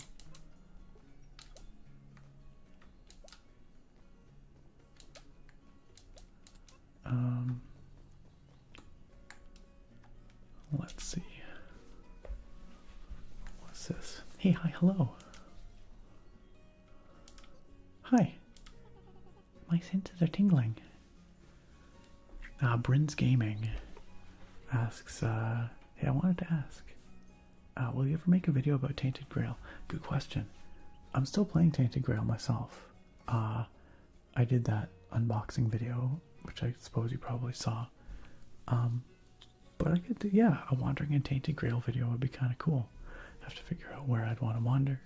I have to clear the area of enemies first, but it's certainly still on the table. Brent's Gaming. It's a pretty cool game, huh? Exactly, attractive. Exactly.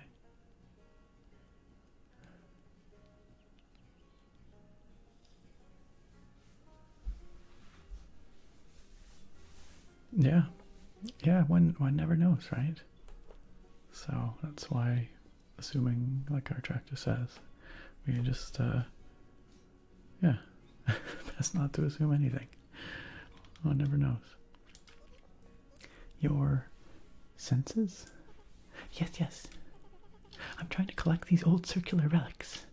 I think they were the currency of a past civilization, or they were some sort of frisbee. Still researching, of course. Oh, well, good luck with that. But I'm sensing 2 more of these relics in this area. I really need them for my research. Where are they? I sense they're somewhere higher up. Too high for me to reach. God, why are my arms so short? Oh, take it easy. I can find them for you. Oh, well, thank you, kind stranger. Don't thank me yet. Let me see if I can get them for you first. How many did you say there are again? There should be 2 more around here, according to my senses. Right, your senses. I'll be back then. Nice. Okay, somewhere higher up. So we gotta go up and look for some coins. Some coins.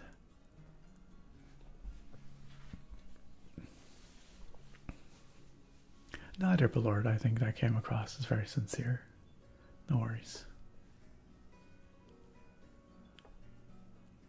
Sorry, what's called a nickel?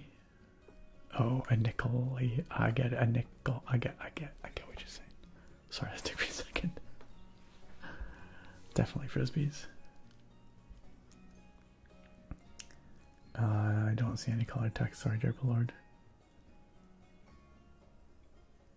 Brent's Gaming says, thank you. Really got me into the demo and been wanting to get in, but I haven't gotten too much, or haven't got too much free time. That's fair.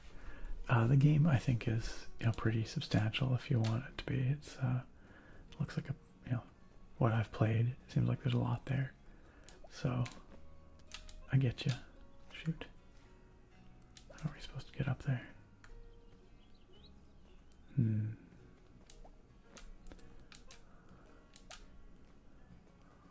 Ooh, some purple crystals. Ooh, that has lowered something for us.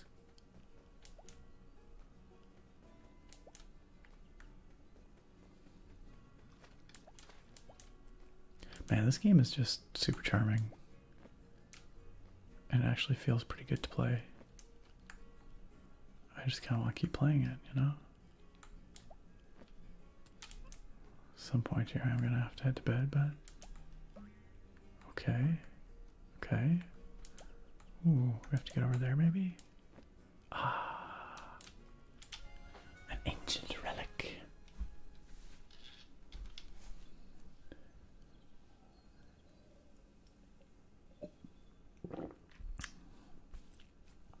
Chunk Loading says the only things we should assume is that we know nothing and that at any time we can learn something. Good assumptions. Is this worth anything? Who knows? But yes, that's a good attitude. Good attitude, Chunk Loading. Alright. Definitely some platforming going on over here. Is that a rope we can grab onto? Not quite clear. Okay, we got a bouncy thing here, clearly. Also, though, we can jump to there and go over there. Which way should we go? Well, since we're over here, I guess we'll go this way first. Oh, nice. We got the second ancient relic.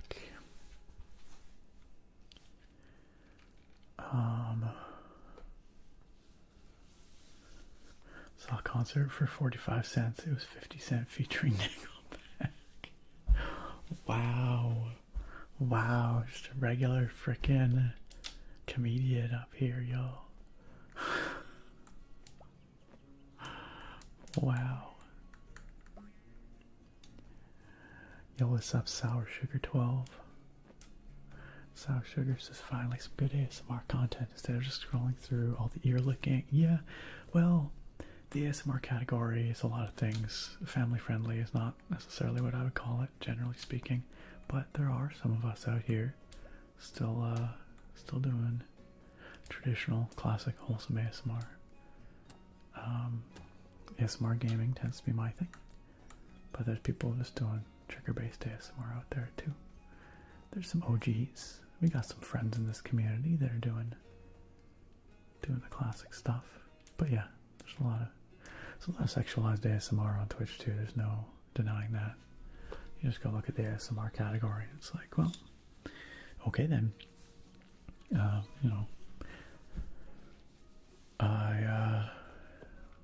We like to do things the way we do them around here. But live and let live. Yo, Tech Gadget, what's up? What's up? Well, there's that too, Naga. That's one of the challenges, right? It's like some of that content really muddies the waters. I'm not one to shame people for enjoying the content they enjoy. That's totally fine. Or making the content they want to make. Like, it's fine too. Like, get that bag, right? But I've always said my primary objection is to, like, heavily sexualized ASMR is that a lot of the time it's not presented as that. Rather, it's just presented as ASMR. And so people come to expect that that's just what ASMR is. And they don't realize that, like, there's nothing inherently sexual about ASMR. But oftentimes that's like all they've seen, like all they know, right? And so they just assume based on that, which I can't blame them. Like, when you look at what's popular, right? So, but yeah, it just means a lot of people, I think, miss out on it because they have the wrong idea. So it's more of a matter of labeling things properly, as far as I'm concerned. I'm convinced these are frisbees, says the short-armed mushroom creature. Yo, Sour Sugar, thank you for the follow. Appreciate it. Glad you found it pleasant here Glad you could join us. Oh, did you find both relics yet? Yep. Here they are. Ah, such fine specimens. Starting to rethink my frisbee hypothesis now. Thank you so much for the help. No problem. I've got about 20 of these green crystals on me. How convenient. Please take some with you. It's the least I can do. Oh, thanks. Now then, time to analyze these relics. Nice. I got an achievement called Ancient Frisbees. How goes the research? Still analyzing these relics. They definitely weren't a currency, though. I think they might have been some sort of wheels. Further analysis is needed.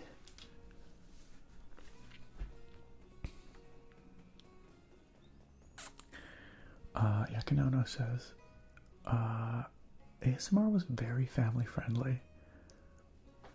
I started to nope out when the trigger-based stuff and the sexualized stuff was ramping up. By the time it was cooling off around 2018 or 19 or so, just kept the old stuff. Yeah, I couldn't really even tell you when sort of the trend towards sexualized ASMR began. Yeah, maybe sort of 2016, 2017, somewhere in there. But, I mean, I get it. You know, like,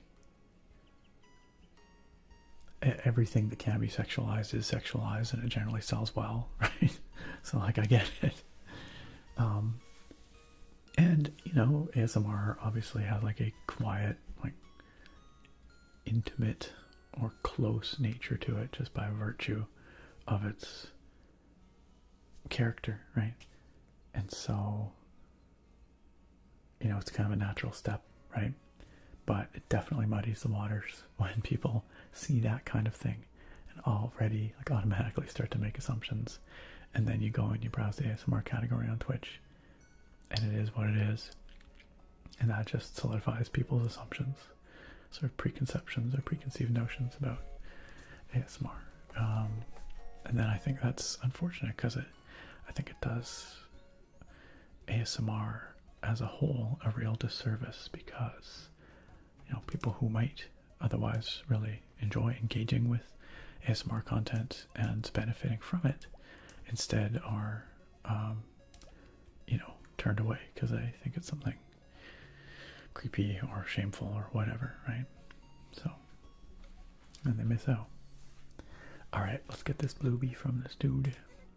Hey, hey, hey. Back for a berry trade. I'll give you one for 60 of those green crystals. Okay, let's do it. Sweet. One bluebee coming right up. Found a blueberry. Looks pretty ripe to me. I bet it tastes great. Or good. I bet it's great though. Yo, what's up, Umar? How you doing? Farewell, my sweet bluebee. And hello, shiny crystals. Who is this dude?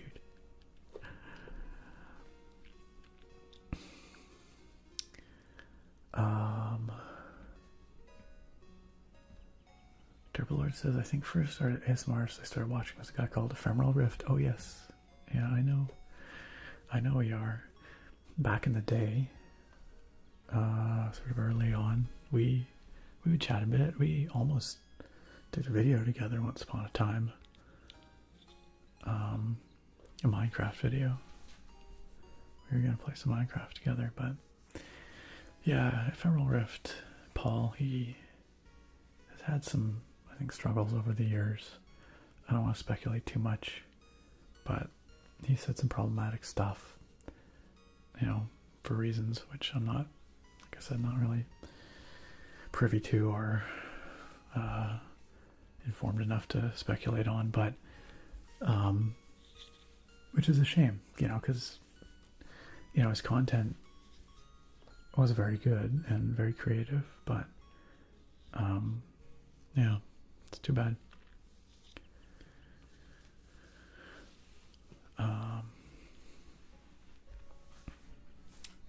Steel and Echo talking about the sexualized ASMR. I think Amaranth really kicked it off. Yeah, maybe. Well, because Amaranth was a big streamer that didn't do ASMR until ASMR kind of became popular, I guess, and then she picked that up, and that did sort of kick off a whole thing, didn't it? But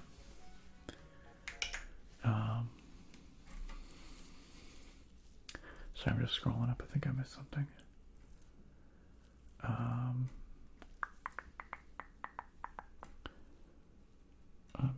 I missed some stuff. Beanar says there's never a good stopping point in games like this. It's true. I always wanted to explore the next thing. It's true. Maybe we can finish up this area and give the blueberry to the lizard, and then maybe we'll call it there. Derp Lord, I wanted you off the stage. Well, you know.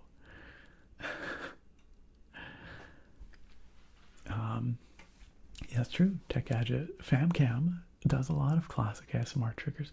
We have some awesome creators on Twitch here, still in the Twitch community, ASMR community, who do some really good stuff. And after this stream here, we will go raid another awesome ASMR creator, whomever's on and streaming at the time. There are definitely still some really good classic ASMR artists who've been doing it here for a long time. Beanard says, I still don't really tell people I watch ASMR because of the stigma.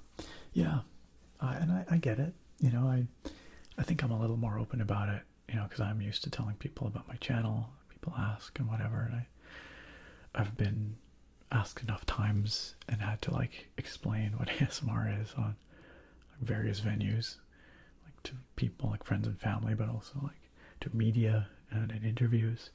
And so, you know, you really want to make sure you're giving the right messaging in those scenarios when you have a platform, right?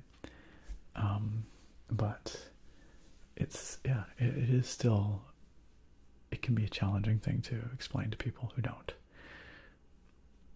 you know, have not had contact with it, or the only experience they have with it is this sort of preconceived notion of some sex thing, right? So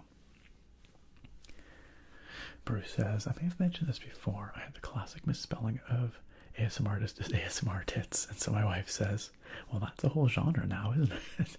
Every time I go to write the name of our dear friend and moderator, Draconis, ASMR artist, it's like 50% of the time I type Draconis ASMR tits. But yes, you're not wrong, Bruce. Double Lord says, I think the first ASMR artist I started watching, oh yeah, was Rift, right? Yeah, we talked about them. Yeah, exactly, Beanard. It's like they knew, huh? Neebsy, we'll be playing for a little longer. A little longer. Probably not tons longer, but a little longer. Yeah, you're not wrong, Kipu. You're not wrong. Derblord says, I had some drama with using... Oh, yes. Yeah, ER. That's right. Yeah. I'm glad that he seems to be doing better now. I haven't really looked into him or his stuff for quite some time, but yeah, there is definitely some drama there. Maybe some mental health crises. I don't know. Sour Sugar says, I always love ASMR with gameplay. For example, I watched a 30-episode YouTube series of a guy completing Alien Isolation doing ASMR. Nice. Sour Sugar. Not to shill for my own stuff here, but you might enjoy my YouTube channel. I have a lot of ASMR gameplay on there. 13 years or so of ASMR. Not just gameplay, but there's a lot of ASMR gameplay there too. Exclamation mark YouTube. We'll get you there.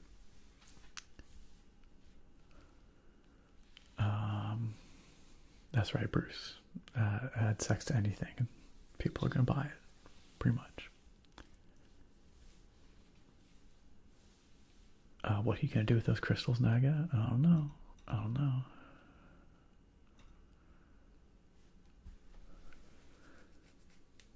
I know what you mean, Naga. I get what you're saying. Sour Sugar says Diddley ASMR made ASMR freaky. I think ASMR was freaky before Diddley was doing her thing. Fun story, friends.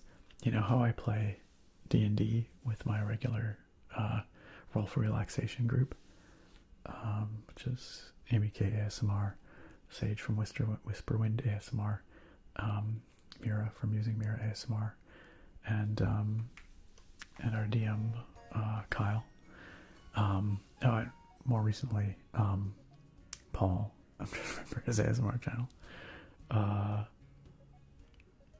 that's embarrassing.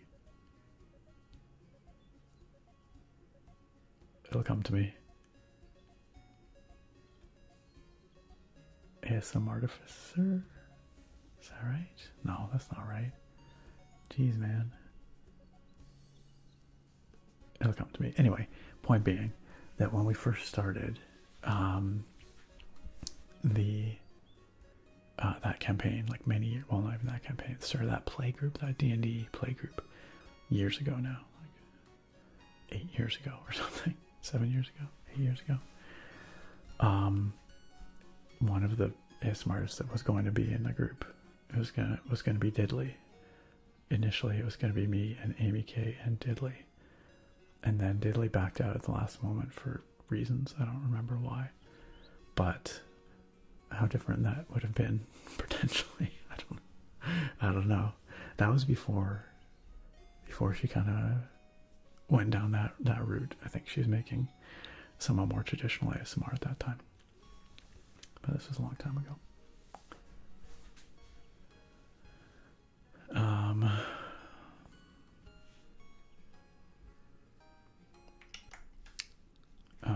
Sorry, I'm just trying to get caught up on the chat here.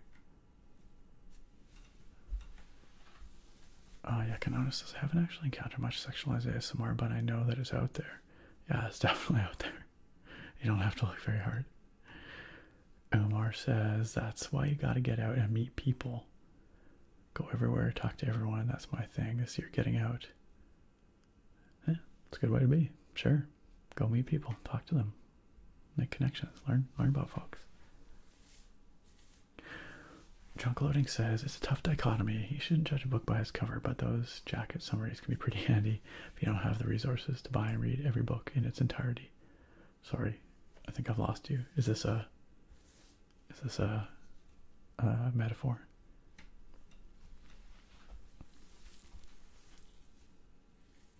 Yeah, I think you're right, Yakanono. Yeah. There was times where he was like the David Lynch of ASMR. You're right. Yeah. Yeah, he had some endlessly creative stuff for sure.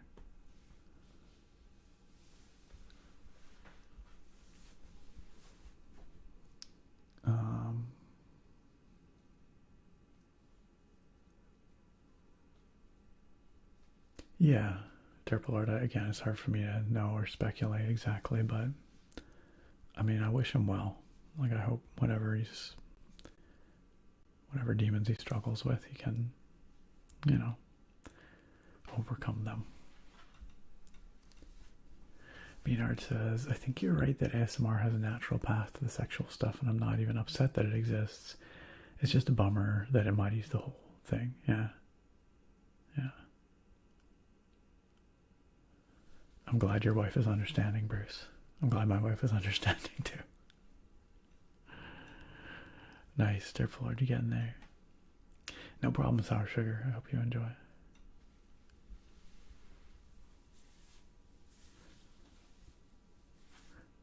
Yeah, I don't know Lloyd's ASMR personally, but some of his stuff I've really enjoyed. I don't know a lot about his personal struggles either, but I think there's a lot of ASMR creators out there that struggle, truth be told. I think a lot of people find their way to this kind of content very honestly, which is to say they're looking for help with sleep, help with anxiety, help with trauma, And so a lot of people find their way into this community because they're consumers of ASMR before they're creators. And so I think you end up with a lot of people who consume ASMR for various reasons and then become creators. But, they found the community in the first place, perhaps, to try and help deal with some of those challenges. Tick Spring says, do you miss the squeaky door at your last place? I don't know. Actually, I couldn't even tell you if this door squeaks. It doesn't squeak like the other one, that's for sure. I don't think I miss it, though. No, I don't think I miss it.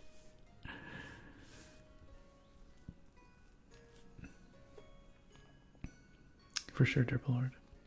Naga says, been trying to push my best to push myself into social situations and really just get better in outgoing spaces. Yeah, it can be pretty tough, especially given, you know, the COVID years of isolation, right? I don't know, River, Triple Lord. That can be tough, though. I mean, if you're trying to do ASMR to make a living, that's a tough thing. Like, most people are not going to make enough money to live off of an ASMR channel. You know, like, certainly, obviously, some people do, but it's not an easy one. You know, only a small fraction of channels is ever going to reach that point. And so if you go into it with that as your goal, I think you're going to probably be disappointed. You're probably going to struggle. For most people, especially in a very oversaturated market these days. And so, yeah, if you need to, when you mushroom discovered, if you need to turn a profit for it to be worth it for you, then that's going to be tough. I think, and you know, like, man, everyone's got to eat, everyone's got to make money somehow. So if you gotta give up the ASMR artist dream, the full-time ASMR artist dream, and go make your money some other way, then that's life, right? I've always tried to maintain a balance on this channel by really treating this like a hobby. At various points, it's been more like a small business than a hobby, if I'm being totally honest. But it's always been something I do because I enjoy it. It's never been my main focus. And I've never put the pressure on myself for this to be my main source of income, because I think that would ruin it. Absolutely ruin it. So, there have been times in the past where people have asked me, if given the choice, if I would have tried to make the channel my primary source of income, like a full-time thing. And depending on when you asked me, I may have said yes or no. But I think at this point, having seen enough of what YouTube and Twitch are like, and sort of the way trends come and go, and knowing enough people who have made this their primary career, or tried to make this a primary career, I don't think I would do it. You know? I don't think I would. I don't know. It's hypothetical anyway, but not a lot of job security. That's for sure. Yo, White PSP, welcome. Welcome. I get what you're saying, chunk loading. Yeah, we shouldn't judge people or things, but at the same time, judging is a biological shortcut. Yeah, that's true. We are pre-programmed in some ways to judge, use heuristics to make rapid decisions based on a small amount of information. And, you know, that has helped humans survive. But it does cause problems in a modern context. But you're totally right. Beanard says, I had a good social week at work this week. Talk to new patients every day. I'm trying to be more curious about them, and it helps. It's good. It's good to put yourself out there. Anouk Wolfie, hello, and enjoy your lurk. Enjoy your lurk. Naga says, there's this drag bar that I've chosen to try and make that space for me. And it really helps that it's LGBTQ friendly. That's rad. I bet you there's all kinds of interesting folks there to meet.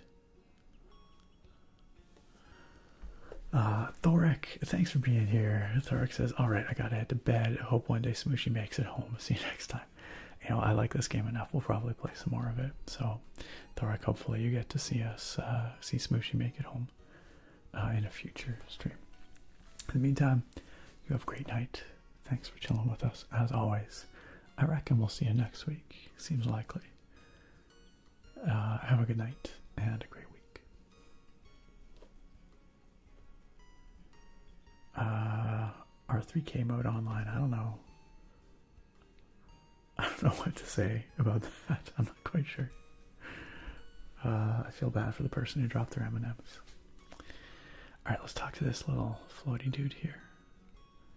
This looks like a Pokemon. Hey, this looks like what Pokemon does this look like? Someone help me. This Pokemon that looks kind of like this. I'm blanking on it, but I'm sure someone knows. Hi there. A mushroom using the strength of the winds. That's not something you see every day. Oh, you mean my leaf glider? It's been pretty useful. But it could be better, yes? I'm gonna say yes. Allow me to help then. How? As forest wisps use the essence of the wind. It breathes through the forest, bringing and taking life as it passes. Whoa, that's really mystical. Yes, very mystical indeed. Here, take some of mine. We found an essence of the wind. My glider feels a little stronger. I should find more. Okay, so this must be what helps us have more stamina for our glider. That's great. Oh, maybe it's making me think of Rotom. Castiform was my first thought, but it doesn't really look like Castiform. It doesn't really look like Rotom either, actually. Maybe Castiform is it, but Castiform has, I guess it depends on the form of Castiform, right? Maybe that's what I'm getting hung up on. It looks like one of its forms. Thank you so much. You're very welcome, little mushroom. Yo, Sir Edward, welcome on in. Thank you for the resub. Sir Edward, happy 27 months. Welcome back to the sub club. Glad you can make it live this time. Sir Edward says, hi Nick and friends, just checking in to say hi and bye as always. Hope everyone has been well, and I will catch you all in the VOD. Also, Nick, I sent you a message on Discord a little while ago. I just want to see if you got the chance to read it. I feel like I maybe didn't. It's possible I didn't. Normally I'm pretty good about those things, but every once in a while I miss something. Do you hear my stomach? Oh, so you did. Thank you, Edward. I'll reply after the stream. Thank you. Yeah, sometimes things fall through the cracks. I apologize. Thank you for letting me know, though. Sorry about that. I do occasionally derp on those things, where oftentimes, like, I'll see something and be like, I need to check that or get back to it or whatever, but then somehow the notification will get dismissed, and then it falls into the pile of things that I forget about. So, my sincere apologies, but I will reply after the stream. Oh, maybe Inkay? Is it Inkj? I thought it was Inkay. Maybe that's what I'm thinking of.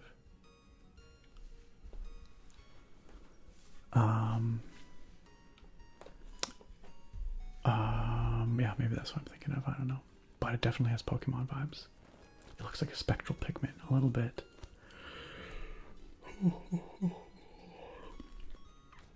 Yeah, maybe it's a Rotom form. I don't know. It looks like all those things.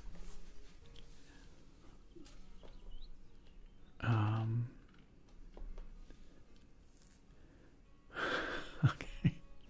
R3K mode. Thank you. You know, hopefully the person got their M&Ms back. And thanks for understanding, Sir Edward. I appreciate it. Stay observant in the forest, little mushroom. Oh, what do you mean? Us forest wisps often keep to ourselves, and we stay higher up to feel the forest. Breathe. So you'll need to look closely if you want to find us. Oh, okay. I'll do my best.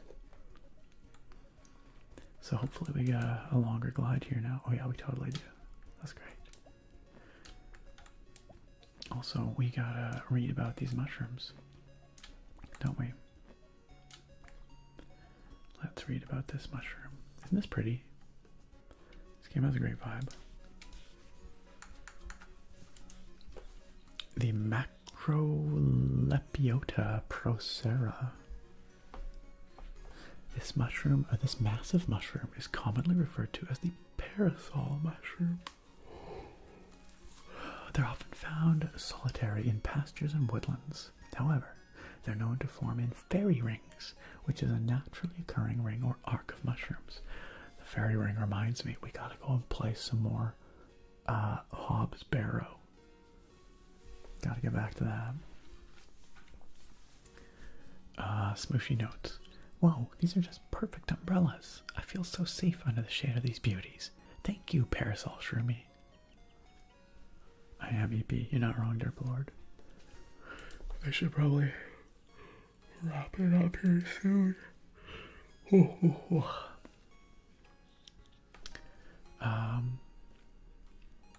R3K mode, how you doing? How you doing? I appreciate your amusing entrance. Ooh, yet another new mushroom.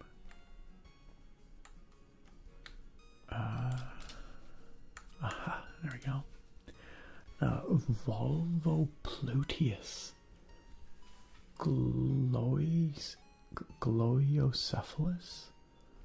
Volvopluteus gliocephalus. What a name. This large mushroom is commonly known as the big sheath mushroom, with a cap of about 5 to 15 centimeters in diameter. The top of this mushroom's cap is markedly sticky when fresh, so touch with care. Okay. I tried saying the name of this mushroom quickly 3 times in a row. It was a lot harder than I thought. Cool mushroom, though. Volvopluteus gliocephalus. Volvopluteus gliocephalus. Volvopluteus gliocephalus. Yeah, that is challenging. Are they actually sticky, though? Apparently not. Oh, there's something up there. We can get there. I'm sure we can.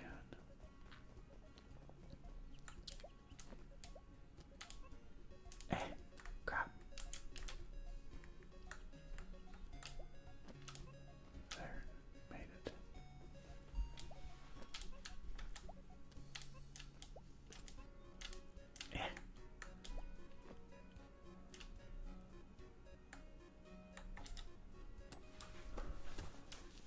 Attractive. I thought you might be excited. Hobbs Barrow mentioned. Sir Edward says, hope everyone has a great week, and I will catch you all in the past, I guess. If you do, in fact, well, it'll be our past, your future. So, whatever that makes it.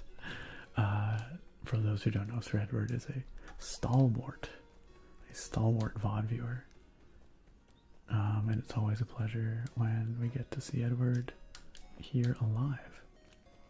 But you have a good one, Edward, if you're heading off to bed. I hope you have a fantastic week as well. And yes, we will see you in the past future. The poocher. Or the fast. Fast sounds better than the poocher. The poocher sounds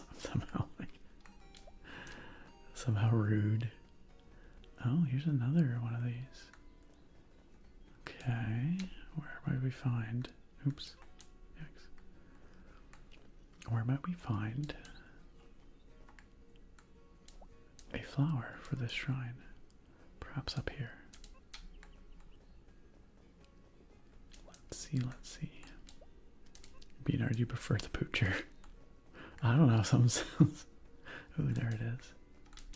Some don't sound right about that.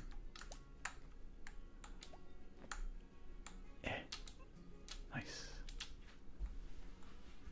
Let's go. Whoa, shoot. Okay. Did not mean to fall back here. Help. Help. Help. How do I escape? Oh, a new mushroom. We'll have to check that out in a second. I'm glad you're doing well, R3K mode. Just trying to fall asleep to this. Is your birthday on February 25th? Well, that's coming up pretty quick. I'd be happy to sing your happy birthday right now if you'd like. Or if you think that you'll be along next weekend. That would be closer to your birthday, I suppose, so we can sing you happy birthday next weekend instead. You let me know. Nice. We finished another shrine. Another spore of energy.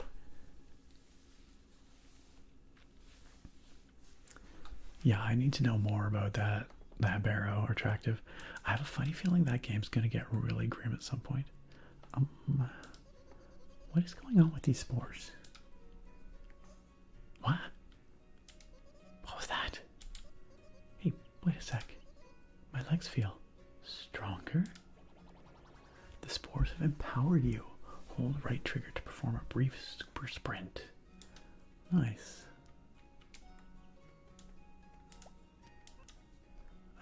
Let's see. Let's get somewhere that we can get a good run up. And we can check out the super sprint. Here, this looks like a good spot. Let's go. Okay, so yeah, it lets us sprint basically. That's cool. That's cool.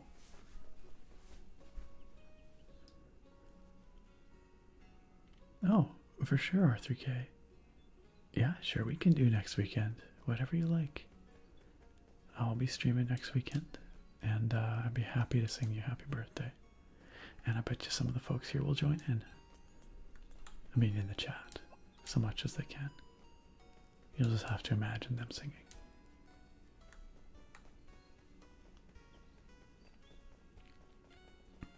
But yes, we'd be happy to do that for you.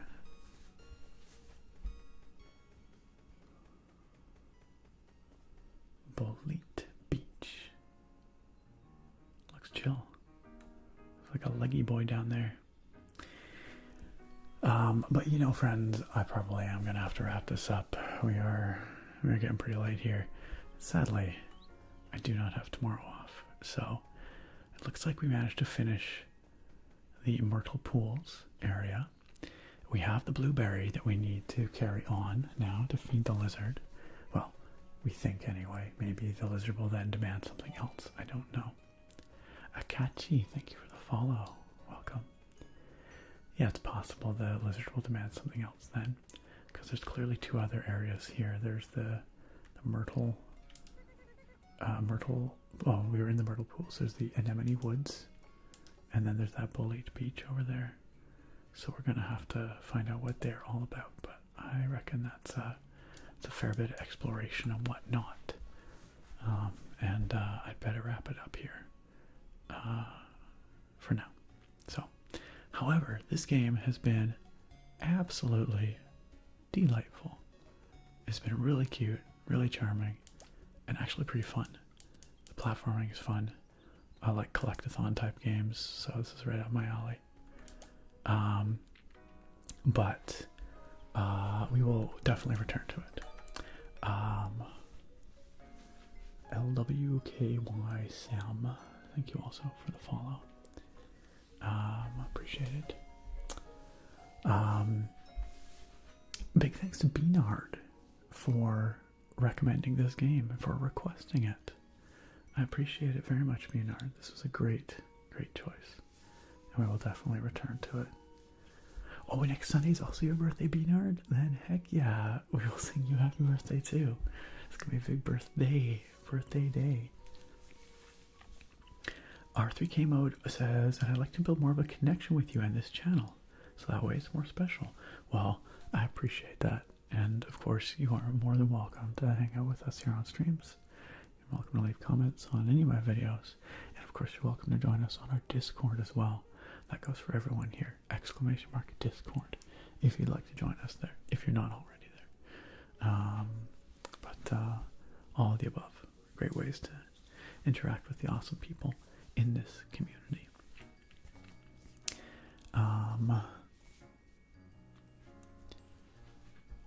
Yeah, that's true, Beanard. Attractive says, always excited for Hop Sparrow.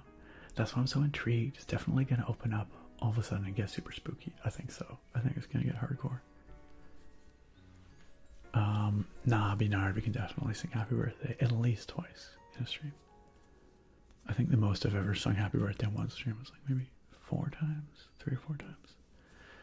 My tummy's making funny noises. I need to go get a bite to eat before bed too. Looks like. Yeah, fair enough, Beanard. I thought we might need more than just our blue bee.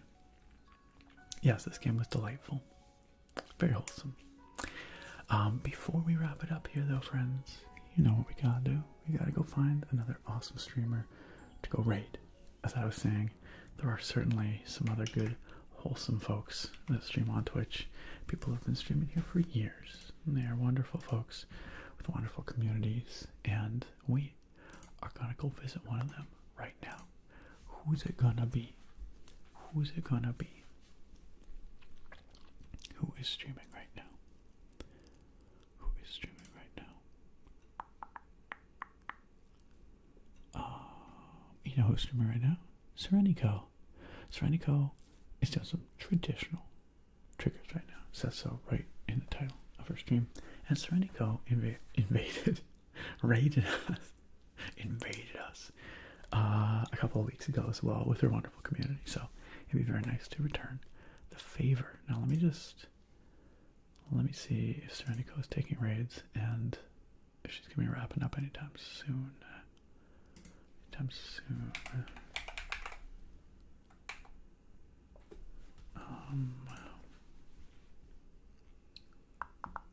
Oh, she's in black and white right now. Black and white ASMR. I don't see anyone saying goodbye. Looks like she's still going, so let's see. Awesome. Looks like raids are on. So, friends, sit tight in the chat here if you'd like to join us visiting another awesome streamer. Some fantastic vibes. Great community over there. Lots of chatting, lots of yapping. So if you like that, I think you'll dig Serenico's community. And when you get there, let them all know where you came from. Consider following and supporting another awesome ASMR creator. And if you are in the sub club, you can use one of my favorite emotes on our channel here, the ASM raid. So feel free to pop that in the chat there when you get there if you like. If you are over on the YouTube channel, you're going to have to come over to the Twitch channel to join us on the raid. I wish you could come with us straight from YouTube, but unfortunately, it's not how it works. Alright. My pleasure. Thank you all for being here, for making these streams in this community special. Just by you being you, making it a better place by being here. I appreciate you taking the time to be part of it. I'll see you all next Sunday. Tomorrow night, Monday night, I'm going to be streaming some D&D with the Roll for Relaxation crew. Look for that announcement on the Discord. But in the meantime, I'll see y'all next time.